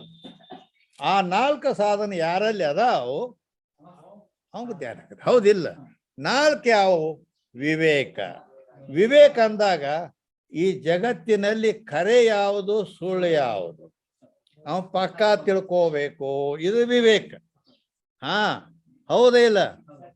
ಇದು ಎಲ್ಲಾ ಸುಳ್ಳು ಐತಿ ಅಂತ ಪಕ್ಕ ತಿಳ್ಕೊಂಡಂದ್ರ ಅದಕ್ಕೆ ಬಡ್ದಾಡುವುದಿಲ್ಲ. ಒಂದು ಸಾವನು ಬಡ್ದ್ಯಾಡಿ ಇನ್ನ ಬೇಕತ್ತಾನಂದ್ರ ಇದು ಮಾತಿನ ಬ್ರಹ್ಮ ತೂತಿನ ಗಡಿಗೆ ಐತಿ ಅಂತ ಅರ್ಥ ಮಾಡ್ಕೋಬೇಕ. ತಿಳಿತಾನೆ? ಯಾಕಂದ್ರ ಅವನ ಇರುವಿಕೆ ವ್ಯವಹಾರ ಹೇಳ್ತದಂಗ. ಎಲ್ಲ ಸುಳ್ಳು ಐತಿ, ಇದು ಮಿಥ್ಯಾ ಐತಿ, ಅನಿತ್ಯ ಐತಿ, ದುಃಖ ರೂಪ ಐತಿ ಅಂದಾಗ ಅದಕ್ಕೆ ಬಡ್ದಾಡಕ್ ಹೋಗುದಿಲ್ಲ. ಬಂದ್ರು ಅಟ್ಟೆ ಹೋದ್ರು ಅಟ್ಟೆ ಹೆಂಗೈತೈತಿ. ಅದಕ್ ತನಗೇನು ಅದಕ್ಕ ಯಥಾಲಾಭ ಸಂತುಷ್ಟೋ ದ್ವಂದ್ವಾತೀತೋ ವಿಮತ್ಸರಃ ಅಂತ ಗೀತೆಯಲ್ಲಿ ಹೇಳ್ತಾನೆ. ಯೋನ ಹರ್ಷತೀನ ದ್ವೇಷ್ಟಿನ ಶೋಚತಿನ ಕಾಂಕ್ಷತಿ ಶುಭಾಶುಭ ಪರಿತ್ಯಾಗಿ ಭಕ್ತಿಮಾನ್ಯ ಸಮೇ ಪ್ರಿಯ ಅಂತ ಹೇಳ್ತಾನ. ಅದಕ್ಕೆ ಯೋನ ಹರ್ಷತಿ ಬಾಳಟ್ ಸಿಕ್ಕರ ಸಂತೋಷ ಅಂತಿಲ್ಲ. ಅಥವಾ ಯಾವುದನ್ನು ಅದು ಇದಾಯ್ತು ಅಂತೇಳಿ ದ್ವೇಷನೂ ಮಾಡಂಗಿಲ್ಲ. ಬಂದದಕ್ಕೆ ಬಾ ಅಂತಾನೆ. ಶುಭಾಶುಭ ಪರಿತ್ಯಾಗಿ ಆ ಎಲ್ಲ ಶುಭ ಶುಭ ಅಂದ್ರೆ ಈ ಬೇಕು ಬೇಡ ಅನು ಇವೆಲ್ಲ ಏನೈತಿಲ್ಲ ಹಿಂಗೆ ಬಿಟ್ಟು ಅವನ ಇರುವಿಕೆ ಮೇಲೆ ಗೊತ್ತಾಗ್ತೈತೆ ಅಂತ ಹೇಳಿದೀನಿ ನಾ ಅಷ್ಟೇ ಒಂದು ಮಾತು. ಅವ್ನು ನೋಡಿದ ಇವೆಲ್ಲ ಅಂದ್ರೆ ಸಾಧನಗಳು ಅದಾವು ಅಂತ ಆ ಸಾಧನ ಮೇಲಿಂದ ಅದು ಸಾಧ್ಯ ಗೊತ್ತಾಕತ್ತೆ. ವಿವೇಕ ವೈರಾಗ್ಯ ಐತೆ ಇಲ್ಲ ಎಲ್ಲ ಬ್ಯಾಡ ಅಂತೇಳಿ ಬಿಟ್ಕೊತ್ರ ಮತ್ತೆ ವೈರಾಗ್ಯ ಅಂತಿ ಏನತ್ತಿ ಅದಕ್ಕೆ ಎಲ್ಲ ಬೇಕಾದ್ರೆ ಸನ್ಯಾಸಿ ಆಗಿ ಮತ್ತೆ ಆದ್ರೂ ಕೂಡ ಗರ್ತನಕ್ಕಿಂತ ಹೆಚ್ಚಿಗೆ ಬಡ್ಕೊಂಡ್ರ ಮತ್ತಿನ್ನು ಸನ್ಯಾಸರು ಹೆಂಗ ಅನ್ಬೇಕಿನ್ನ ಸಮ್ಯಕ್ ನ್ಯಾಸ ಸನ್ಯಾಸ ಹಿಂಗ್ ಲಕ್ಷಣ ಐತೆ ಅದಕ್ಕೆ. ಸಮ್ಯಕ್ ನ್ಯಾಸ ಅಂದ್ರೆ ಸಮ್ಯಕ್ ಅಂದ್ರೆ ಅದನ್ನ ಪರಿಪೂರ್ಣವಾಗಿ ಬಿಟ್ಟಿರ್ಬೇಕು ಹಿಂಗ. ಅದರ ಒಳಗಿನ ಆಸೆ ಆಕಾಂಕ್ಷೆಗಳು ಹೋಗಿರ್ಬೇಕು ಹಿಂಗ ಅದರ. ಇದು ವಿವೇಕ ವೈರಾಗ್ಯ ಶಮಾಧಿ ಷಟ್ ಸಂಪತ್ತಿ ಇಂದ್ರಿಯ ನಿಗ್ರಹ ಮನೋ ನಿಗ್ರಹ ಅದಾವ ಇಲ್ಲ ಏನ ಕಾಲು ಬಿಚ್ಚದ ಕತ್ತಿಗತಿ ಅದಾನು ಹೌದಾ ಇಲ್ಲ ಮತ್ತೆ ಜಗತ್ನಾಗ ಎಲ್ಲ ಅನೇಕ ಪ್ರಕಾರ ಅದಾವು ಹಿಂಗ ಅದರದೇ ಹಿಂಗೆಲ್ಲ ಎಲ್ಲದರಿಂದ ಇದು ಇನ್ನು ನೋಡಿ ಗೊತ್ತು ಮಾಡ್ಕೊಳ್ಳಿಕ್ ಬರ್ತದ ಅಂತ ಹೇಳೋ ತಾತ್ಪರ್ಯ ಇಷ್ಟೇ.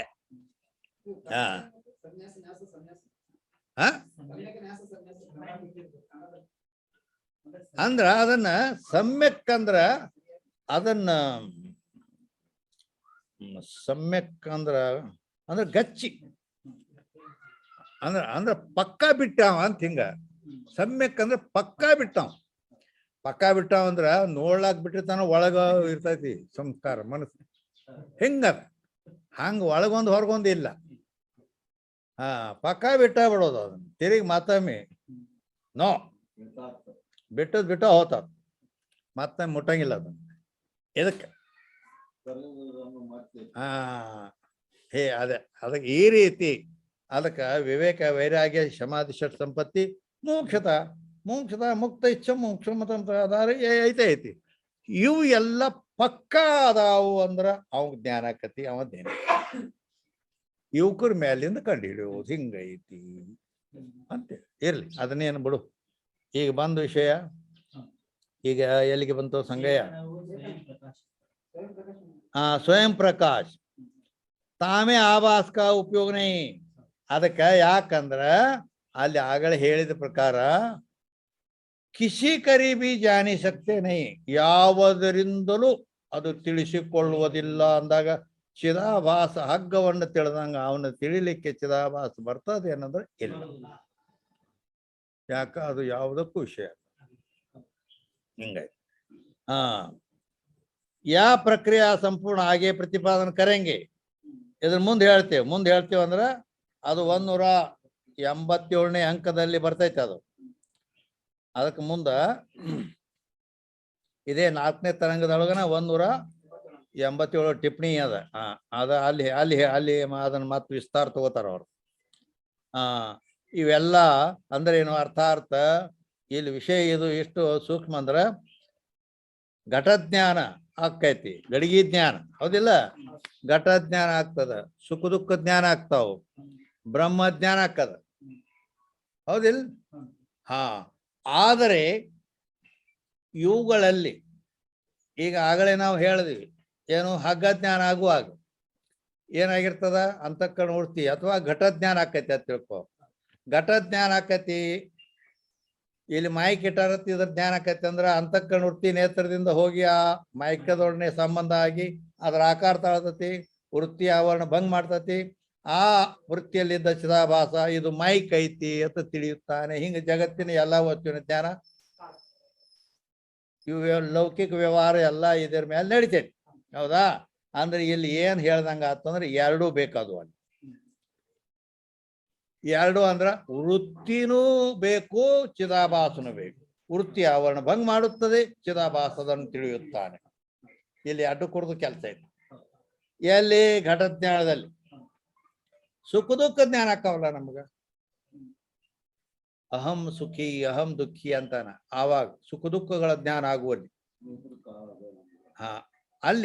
ಅಲ್ಲಿ ಏನು ಅಲ್ಲಿ ತಿಳಿಯೋದು ಹೆಂಗ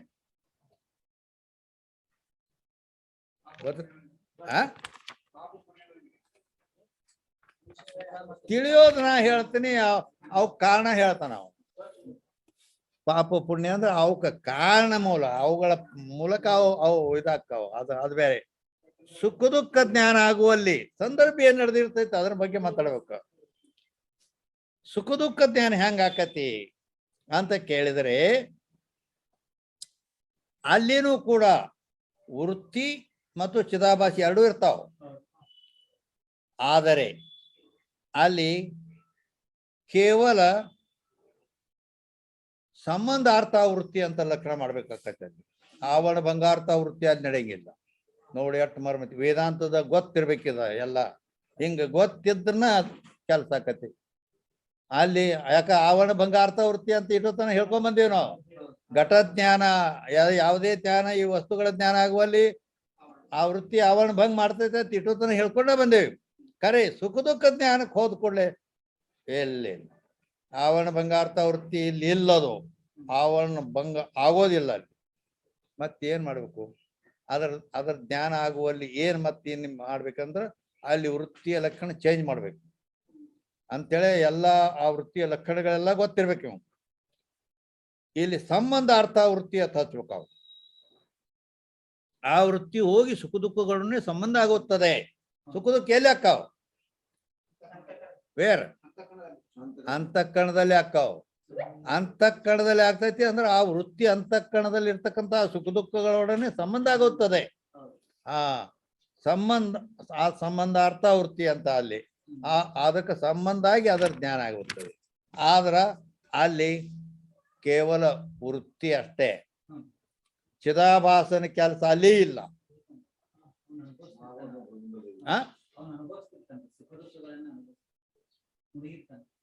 ಮುಳುಗಿರ್ತಾನ, ಅನುಭವಿಸ್ತಾನ ಅಲ್ಲ, ಮುಳುಗಿರ್ತಾನ ಪೂರ ಅದ್ರಾಗ.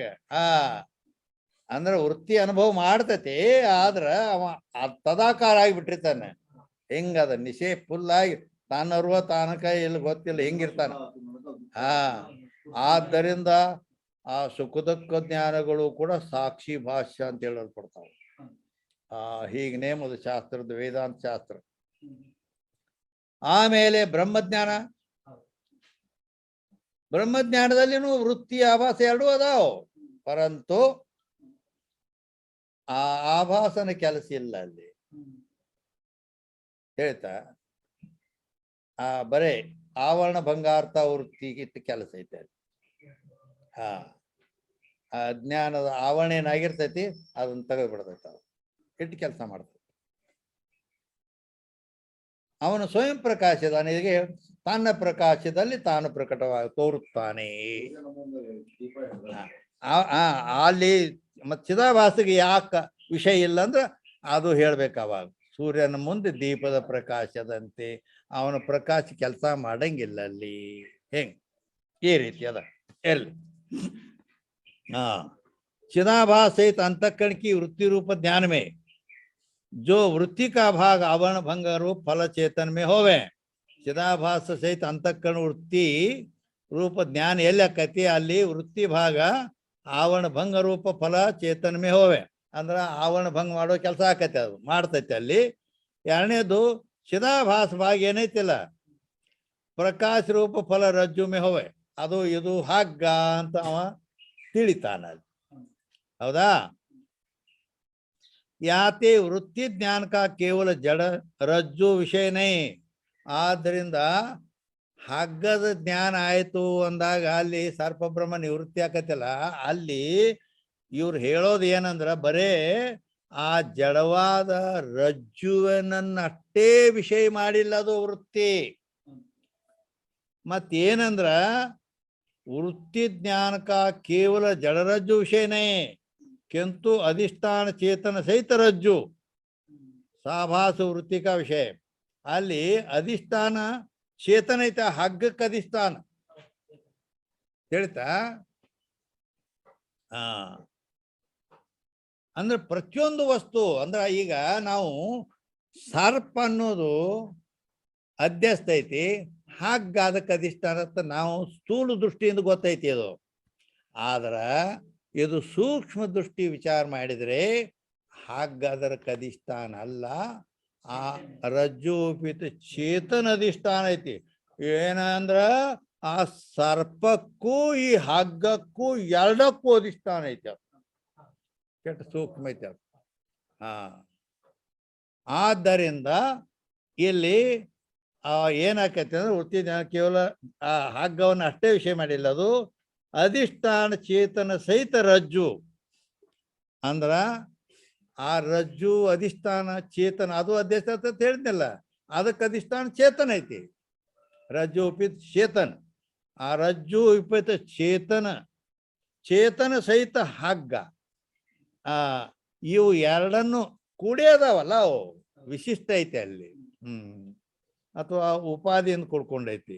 ಆ ಸಾಭಾಸ ವೃತ್ತಿಕ ವಿಷಯ, ಅವಾಗ ಅವು ಎರಡೂ ಅದಾವ ಅಂದ್ಮೇಲೆ ಅಲ್ಲಿ ಎರಡು ವಿಷಯ ಆಗ್ತಾವ. इसी कारण ते सिद्धांत में सिद्धांत ग्रंथ में ನೋಡು, ಇದೇ ಕಾರಣದಿಂದ ಸಿದ್ಧಾಂತ ಗ್ರಂಥ में ये लिखा है. ಸಿದ್ಧಾಂತ ಗ್ರಂಥ ಅಂದ್ರೆ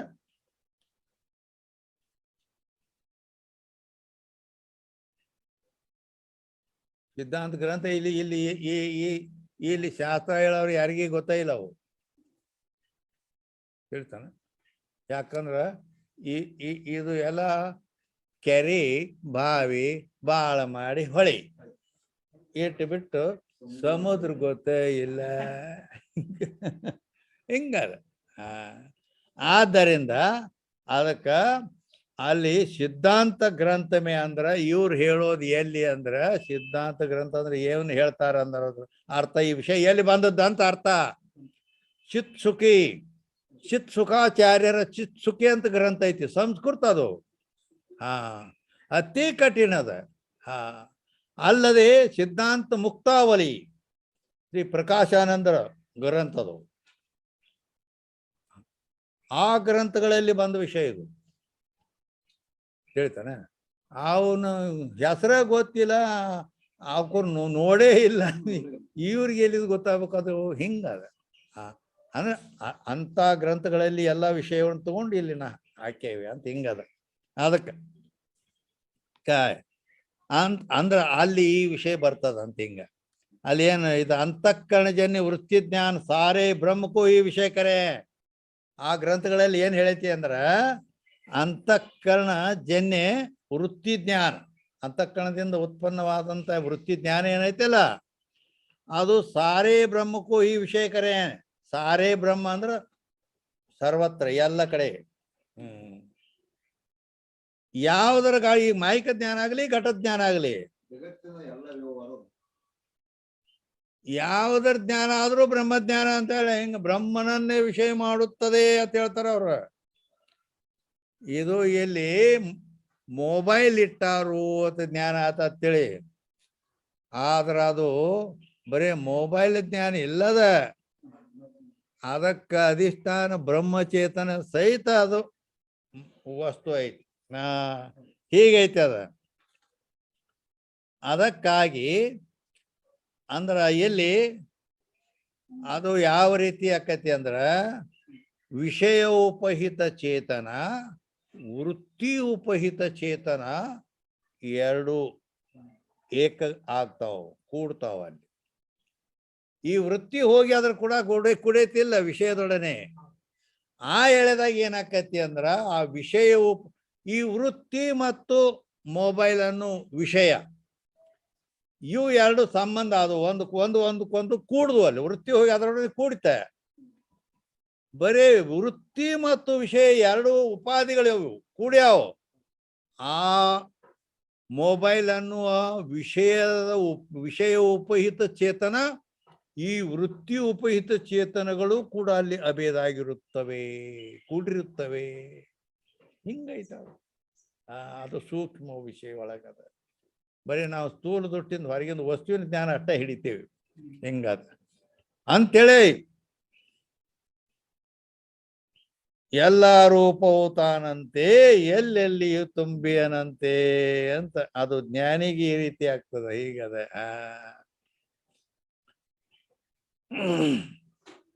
ಅದಕ್ಕ ಘಟಜ್ಞಾನ ಅಂದ್ರ ಬ್ರಹ್ಮಜ್ಞಾನ ಅಂತ ಹೇಳೋದು. ಮಂದಿಗೆ ಅಜ್ಞಾನಿಗೆ ಗಡಿ ಕಾಣ್ತೈತಿ, ಜ್ಞಾನಿಗೆ ಮತ್ತೆ ಅದಕ್ಕೆ ಈ ರೀತಿ ಯಾವ ಪ್ರಕಾರ ಸೇ ರಜ್ಜು ಜ್ಞಾನ ಸೇ ನಿರಾವರಣ ಹೋವಿಕೆ ಈ ರೀತಿಯಾಗಿ ರಜ್ಜು ಜ್ಞಾನ ಆಯ್ತಲ್ಲ, ಆ ರಜ್ಜುವಿನ ಜ್ಞಾನದಿಂದ ನಿರಾವರಣ ಹೋವಿಕೆ ಸರ್ಪ ಅಧಿಷ್ಠಾನವಾದ ಯಾವ ರಜ್ಜು ಅವಚ್ಛಿನ್ನ ಚೇತನಕ ಭೀ ನಿಜ ಪ್ರಕಾಶತೆ ಬಾನೋವೆ. ಆವಾಗ ಈ ರೀತಿ ಹಗ್ಗ ಜ್ಞಾನ ಅದಾಕ್ಕದ, ಅದು ಹೋಗಿ ವೃತ್ತಿ ಹೋಗಿ ಆವರಣ ಭಂಗ ಮಾಡಿತ್ತು ರಜ್ಜುವಿನ ಸಂಬಂಧಾಗ. ಆಮೇಲೆ ಸರ್ಪದ ಅಧಿಷ್ಠಾನವಾದ ರಜ್ಜು ಅವಚ್ಛಿನ್ನ ಚೇತನೇನೇ ಅಂತಿಲ್ಲ, ಆ ಚೇತನಕಾಭಿ ನಿಜ ಪ್ರಕಾಶತೆ ಬಾನೋವೆ ಅಂದ್ರೆ ಅದು ಸ್ವಯಂ ಪ್ರಕಾಶದಿಂದ ಅದು ಬಾನ್ ಆಕತಿ. ಯಾತೆ ರಜ್ಜು ಕಾ ಜ್ಞಾನಿ ಸರ್ಪಕ್ಕೆ ಅಧಿಷ್ಠಾನ ಕಾ ಜ್ಞಾನ. ರಜ್ಜು ಜ್ಞಾನ ಅಂತ ನಾವು ಹೇಳಿದೇವಲ್ಲ, ರಜ್ಜು ಜ್ಞಾನ ಅಂದ್ರ ಸರ್ಪದ ಅಧಿಷ್ಠಾನ ಜ್ಞಾನ. ಸರ್ಪಕ್ಕೆ ಅಧಿಷ್ಠಾನ ಏನೈತಿ?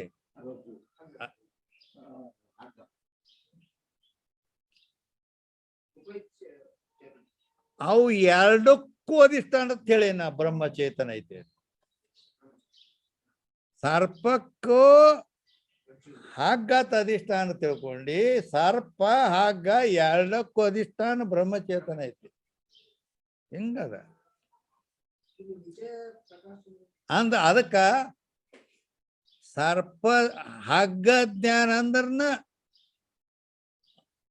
ಹಗ್ಗ ಜ್ಞಾನ ಅಂದ್ರ ಆ ಸರ್ಪದ ಅಧಿಷ್ಠಾನ ಜ್ಞಾನ ಅಂದ್ರ ಅವ ಶಂಕ ಏನ್ ಎತ್ತಾನ ಗೊತ್ತದನೆ, ಅದನ್ನ ದಾರದ ಗಂಟ ಮೊದಲಿಂದ ಅದು ಹಿಡಿಬೇಕು. ಹಗ್ಗ ಜ್ಞಾನ ಆದ್ರೂ ಸರ್ಪ ನಿವೃತ್ತಿ ಆಗುವುದಿಲ್ಲ ಅಂತ ಹೇಳ್ಕೊಂಡ್ ಬಂದಿದ್ದ ಮೇನ್ ವಿಷಯ ಇದು. ಹಗ್ಗ ಜ್ಞಾನ ಆದ್ರೆ ಸರ್ಪ ನಿವೃತ್ತಿ ಆಗುವುದಿಲ್ಲ. ಯಾಕೆ ಆಗುವುದಿಲ್ಲ ಅಂತ ಕೇಳಿದ್ರೆ ನಿಮ್ಮ ವೇದಾಂತದ ಸಿದ್ಧಾಂತ ಏನೈತಿ ಅಂದ್ರ ಅಧಿಷ್ಠಾನ ಜ್ಞಾನದಿಂದಲೇ ಅದರ ನಿವೃತ್ತಿ, ಅಧ್ಯಸ್ಥದ ನಿವೃತ್ತಿ ಐತಿ. ಮತ್ತ ಇಲ್ಲಿ ಹಗ್ಗ ಆ ಸರ್ಪಕ್ಕೆ ಅಧಿಷ್ಠಾನ ಅಲ್ಲ, ರಜ್ಜು ಚೇತನ ಅಧಿಷ್ಠಾನ ಐತಿ. ಚೇತನ ಜ್ಞಾನ ಆದಾಗ ಆ ಸರ್ಪ ನಿವೃತ್ತಿ ಆಗುತ್ತದೆ, ಇಲ್ಲದ್ರೆ ಇಲ್ಲ ಅಂತ ಅವ ಶಂಕಾ ಮಾಡ್ಯಾನು. ಅದಕ್ಕೆ ಉತ್ತರ ಹೇಳಕತ್ತಾರ ಅವರು. ಹಗ್ಗ ಜ್ಞಾನ ಅಂದ್ರ ಆ ಚೇತನ ಜ್ಞಾನ. ಯಾಕ ಹಗ್ಗ ಚೇತನವನ್ನು ಬಿಟ್ಟಿಲ್ಲ. ಆಗಲೇ ಹೇಳನೆಲ್ಲ, ವೃತ್ತಿ ಹೋಗಿ ಹಗ್ಗದೊಡನೆ ಸಂಬಂಧ ಆಯ್ತ. ಆ ರಜ್ಜು ಮತ್ತು ರಜ್ಜು ಅಂದ್ರೆ ಹಗ್ಗ ಮತ್ತು ಈ ವೃತ್ತಿ ಎರಡು ಉಪಾಧಿಗಳು ಒಂದಾಗ್ಯಾವ. ಈಗ ಅಲ್ಲಿ ಹೋಗಿ ಹಗ್ಗನ ನೋಡುವಾಗ, ಹಗ್ಗ ಜ್ಞಾನ ಆಗುವಾಗ ಹಗ್ಗ ಅನ್ನೋ ಉಪಾಧಿ, ವೃತ್ತಿ ಅನ್ನೋ ಉಪಾಧಿ ಎರಡು ಕೂಡ್ಯಾವು. ಹೌದಾ? ಆವಾಗ ಏನಾಕೈತಿ, ಈ ಎರಡು ಉಪಾಧಿಗಳು ಕೂಡಿದಾಗ ಆ ಉಪಾಧಿ ಇದ್ದಂತ ಉಪಹಿತ ಚೇತನ ಏನೈತಲ್ಲ, ರಜ್ಜು ಉಪಹಿತ ಚೇತನ, ವೃತ್ತಿ ಉಪಹಿತ ಚೇತನಗಳು ಕೂಡ ಅಭೇದ ಆಗಿರುತ್ತವೆ. ಇಷ್ಟು ಸೂಕ್ಷ್ಮ ಅದು. ಅಂದ್ರೆ ಏನಂದಂಗಾಯ್ತು, ಆ ರಜ್ಜುವಿನ ಜ್ಞಾನ ಅಂದ್ರ ಸರ್ಪದ ಅಧಿಷ್ಠಾನ ಜ್ಞಾನ. ನೀ ಏನ್ ಕೇಳಿಲ್ಲ, ಅಧಿಷ್ಠಾನ ಜ್ಞಾನ ವೇದಾಂತದ ಸಿದ್ಧಾಂತ ಐತಲ್ಲ, ಅಧಿಷ್ಠಾನ ಜ್ಞಾನದಿಂದಲೇ ದೇವಸ್ಥಾನ. ಆದ್ದರಿಂದ ರಜ್ಜು ಉಪಿತ ಚೇತನ ಜ್ಞಾನನ ಐತೆ. ಅದು ಈ ರೀತಿ ಒಂದಾಯ್ತು, ಅಧಿಷ್ಠಾನ ಜ್ಞಾನ ಆಕತೆ ಅಲ್ಲಿ. ಆದ್ದರಿಂದ ರಜ್ಜು ಜ್ಞಾನ ತಂದ್ರು ರಜ್ಜು ಉಪಿತ ಚೇತನದೇ ಅಧಿಷ್ಠಾನದ ಜ್ಞಾನ ಐತಿ. ಆದ್ರಿಂದ ಸರ್ಪ ನಿವೃತ್ತಿ ಆಕತಿ. ಹೀಗಿಟ್ಟು ಗುಮ್ಮೈತ. ಅದಕ್ಕನ ಇಲ್ಲಿ ಅದಕ್ಕ ನೋಡಿ, ಇಲ್ಲಿ ಭಗವದ್ಗೀತೆಯಲ್ಲಿಯೂ ಕೂಡ ಪರಮಾತ್ಮ ಹೇಳ್ತಾನೆ. ಏನ್ ಹೇಳ್ತಾನು? ವಿದ್ಯಾ ವಿನಯ ಸಂಪನ್ನೆ ಬ್ರಾಹ್ಮಣೆ ಗವಿಹಸ್ತಿನಿ ಸುನಿಚೈವ ಸ್ವಪಾಕೆ ಚ ಪಂಡಿತ ಸಮದರ್ಶಿನಃ ಅಂತ ಹೇಳ್ಯಾನು. ವಿದ್ಯಾ ವಿನಯ ಸಂಪನ್ನನಾದ ಒಬ್ಬ ಶ್ರೇಷ್ಠ ಬ್ರಾಹ್ಮಣನಲ್ಲಿ ಅವನು ನೋಡ್ತಾನ, ಅವನು ಅದಾನ ಅಲ್ಲಿ, ಬ್ರಾಹ್ಮಣನನ್ನು ನೋಡ್ಯಾನ. ಮತ್ತೆ ಗವಿ ಅಂದ್ರ ಆಕಳನ್ನು ನೋಡಿದ್ದಾನೆ. ವಿದ್ಯಾ ಬ್ರಾಹ್ಮಣಿ ಗವಿ ಹಸ್ತಿನಿ ಅಂದ್ರ ಆನೆಯನ್ನು ನೋಡಿದ್ದಾನೆ. ಶುನಿ ಅಂದ್ರೆ ನಾಯಿಯನ್ನು ನೋಡಿದ್ದಾನೆ. ಸ್ವಪಾಕಂದ್ರೆ ಕೀಳ ಜಾತಿ ಒಬ್ಬ ಕನಿಷ್ಠ ಜಾತಿಯ ಅವನ್ನೂ ನೋಡ್ಯಾನ. ಆದರೆ ಅಜ್ಞಾನಿ ನೋಡಿದಾಗ ಇವ್ ಬ್ರಾಹ್ಮಣ ಶ್ರೇಷ್ಠ ಅದಾನು, ಇವ್ ಕೀಳ್ ಜಾತಿ ಅವದನು, ಆಕಳ ಶ್ರೇಷ್ಠ ಐತಿ, ನಾಯಿ ಕನಿಷ್ಠ ಐತಿ, ಹಿಂಗ ಇವ್ ನೋಡ್ತಾನ. ಆದ್ರೆ ಪಂಡಿತ, ಪಂಡಿತ ಮೀನ್ಸ್ ವಾಟ್? ಆ ಪಂಡಿತ ಅಂತ ಯಾರಿಗತ್ತಾರ? ಪಂಡಿತ ಅಂದ್ರೆ ಬಾಂಬೆದಾಗ ಪಾನ್ ಪಟ್ಟಿ ಕಟ್ಟಂಗತ್ತಾರ. ಪಂಡಿತತೆ. ಪಂಡಿತ ಅಂದ್ರೆ ಇಲ್ಲೇನ ಪೂಜಾ ಪಾಠ ಮಾಡೋವ್ರಿಗೆ ಪಂಡಿತ ಆತಾರ, ಹೌದಿಲ್ಲ? ಪಂಡಿತ ಅಂತ ಅದಕ್ಕೆ ಅನ್ಬೇಕು ಅಂದ್ರೆ ಲಕ್ಷಣ ಐತಿ ಅದಕ್ಕೆ. ಸಂಸ್ಕೃತದಲ್ಲಿ ಯಾಕ ಪ್ರತಿಯೊಂದು ಲಕ್ಷಣ ಇದು ಬರೇ ಕಾಯ್ದೆಬದ್ಧ ಶಾಸ್ತ್ರ ಇತ್ತು ಅಂದ್ರೆ ಬರೀ ಲಕ್ಷಣ ಪ್ರತಿಯೊಂದಕ್ಕೆ ಬೇಕಾವ್. ಪಂಡ ಆತ್ಮ ವಿಷಯಕ ಬುದ್ಧಿ ಏಷಾಂ ತೇಹಿ ಪಂಡಿತಾ. ಪಂಡ ಆತ್ಮ ವಿಷಯಕ ಬುದ್ಧಿ. ಪಂಡಿತ ಅಂತ ಐತಲ್ಲ, ಪಂಡಿತ ಅಂದ್ರೆ ಏನು ಅಂತ ಕೇಳಿದ್ರೆ ಪಂಡ ಪಂಡ ಪಂಡ ಅಂದ್ರ ಆ ಬುದ್ಧಿ. ಪಂಡ ಅಂದ್ರೆ ಏನು? ಬುದ್ಧಿ. ಆ ಬುದ್ಧಿ ಈ ಹೊರಗಿನ ವಿಷಯವನ್ನ ವಿಷಯ ಮಾಡೋದಲ್ಲದ ಆತ್ಮ ವಿಷಯಕ ಬುದ್ಧಿ ಇರ್ಬೇಕು. ಪಂಡ ಆತ್ಮ ವಿಷಯಕ ಬುದ್ಧಿ. ಏನ್ ನೋಡಿದ್ರು ಅದು ಆತ್ಮವನ್ನ ವಿಷಯ ಮಾಡ್ತಿರ್ಬೇಕು ಅವನ ಬುದ್ಧಿ. ಯತ್ರ ಯತ್ರ ಮನೋಯಾತಿ ತತ್ರ ತತ್ರ ಬ್ರಹ್ಮ ದರ್ಶನ ಇರ್ಬೇಕ. ಅದಕ್ಕ ಪಂಡಾತ್ಮ ವಿಷಯಕ ಬುದ್ಧಿ ಏಷಾಂ ಅಂದ್ರೆ ಇದು ಯಾರಿಗೆ ಅದೆಯೋ ಇಂಥ ಬುದ್ಧಿ, ತೇಹಿ ಪಂಡಿತ, ಅವ ಪಂಡಿತ, ಅವಂಗ ಸಮದರ್ಶಿ ಅಂತ ಹೇಳಲ್ಪಡುತ್ತಾನೆ. ಎಲ್ಲವನ್ನು ಒಂದೇ ಆತ್ಮನನ್ನ ಕಾಣ್ತಾನೆ ಎಲ್ಲದರಲ್ಲಿ. ಹೇಗದ? ಆದ್ರಿಂದ ಮತ್ತೇನಾಗ್ತ? ಏನ್ ನೋಡಿದ್ರು ಬ್ರಹ್ಮನನ್ನ ದರ್ಶನ ಆಗ್ತತಿ, ಎಲ್ಲ ಬ್ರಹ್ಮನನ್ನೇ ಕಾಣುತ್ತಾನೆ. ಸರ್ವಂ ಕಲ್ವಿದಂ ಬ್ರಹ್ಮ ಅನ್ನುತ್ತಾನೆ. ಹೀಗದ.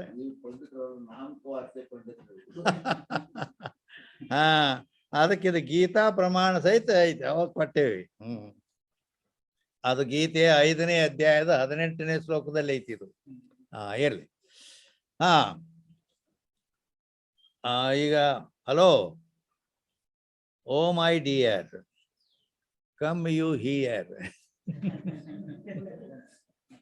ಸಿಟ್ ಮೈ ನಿಯರ್. ಸಾಕಲ್ಲ? ಈ ಸ್ಟೆಪಿಗೆ ಬಂದದ. ಅಂದ್ರೆ ಇಲ್ಲಿ 139 130. ಆಯ್ತು, ಮತ್ ನಾವ್ರ ಏನ್ ಮಾಡೋಣ? ಅದು ಒಂದ್ ನಡು ಕಾಡ್ತಾ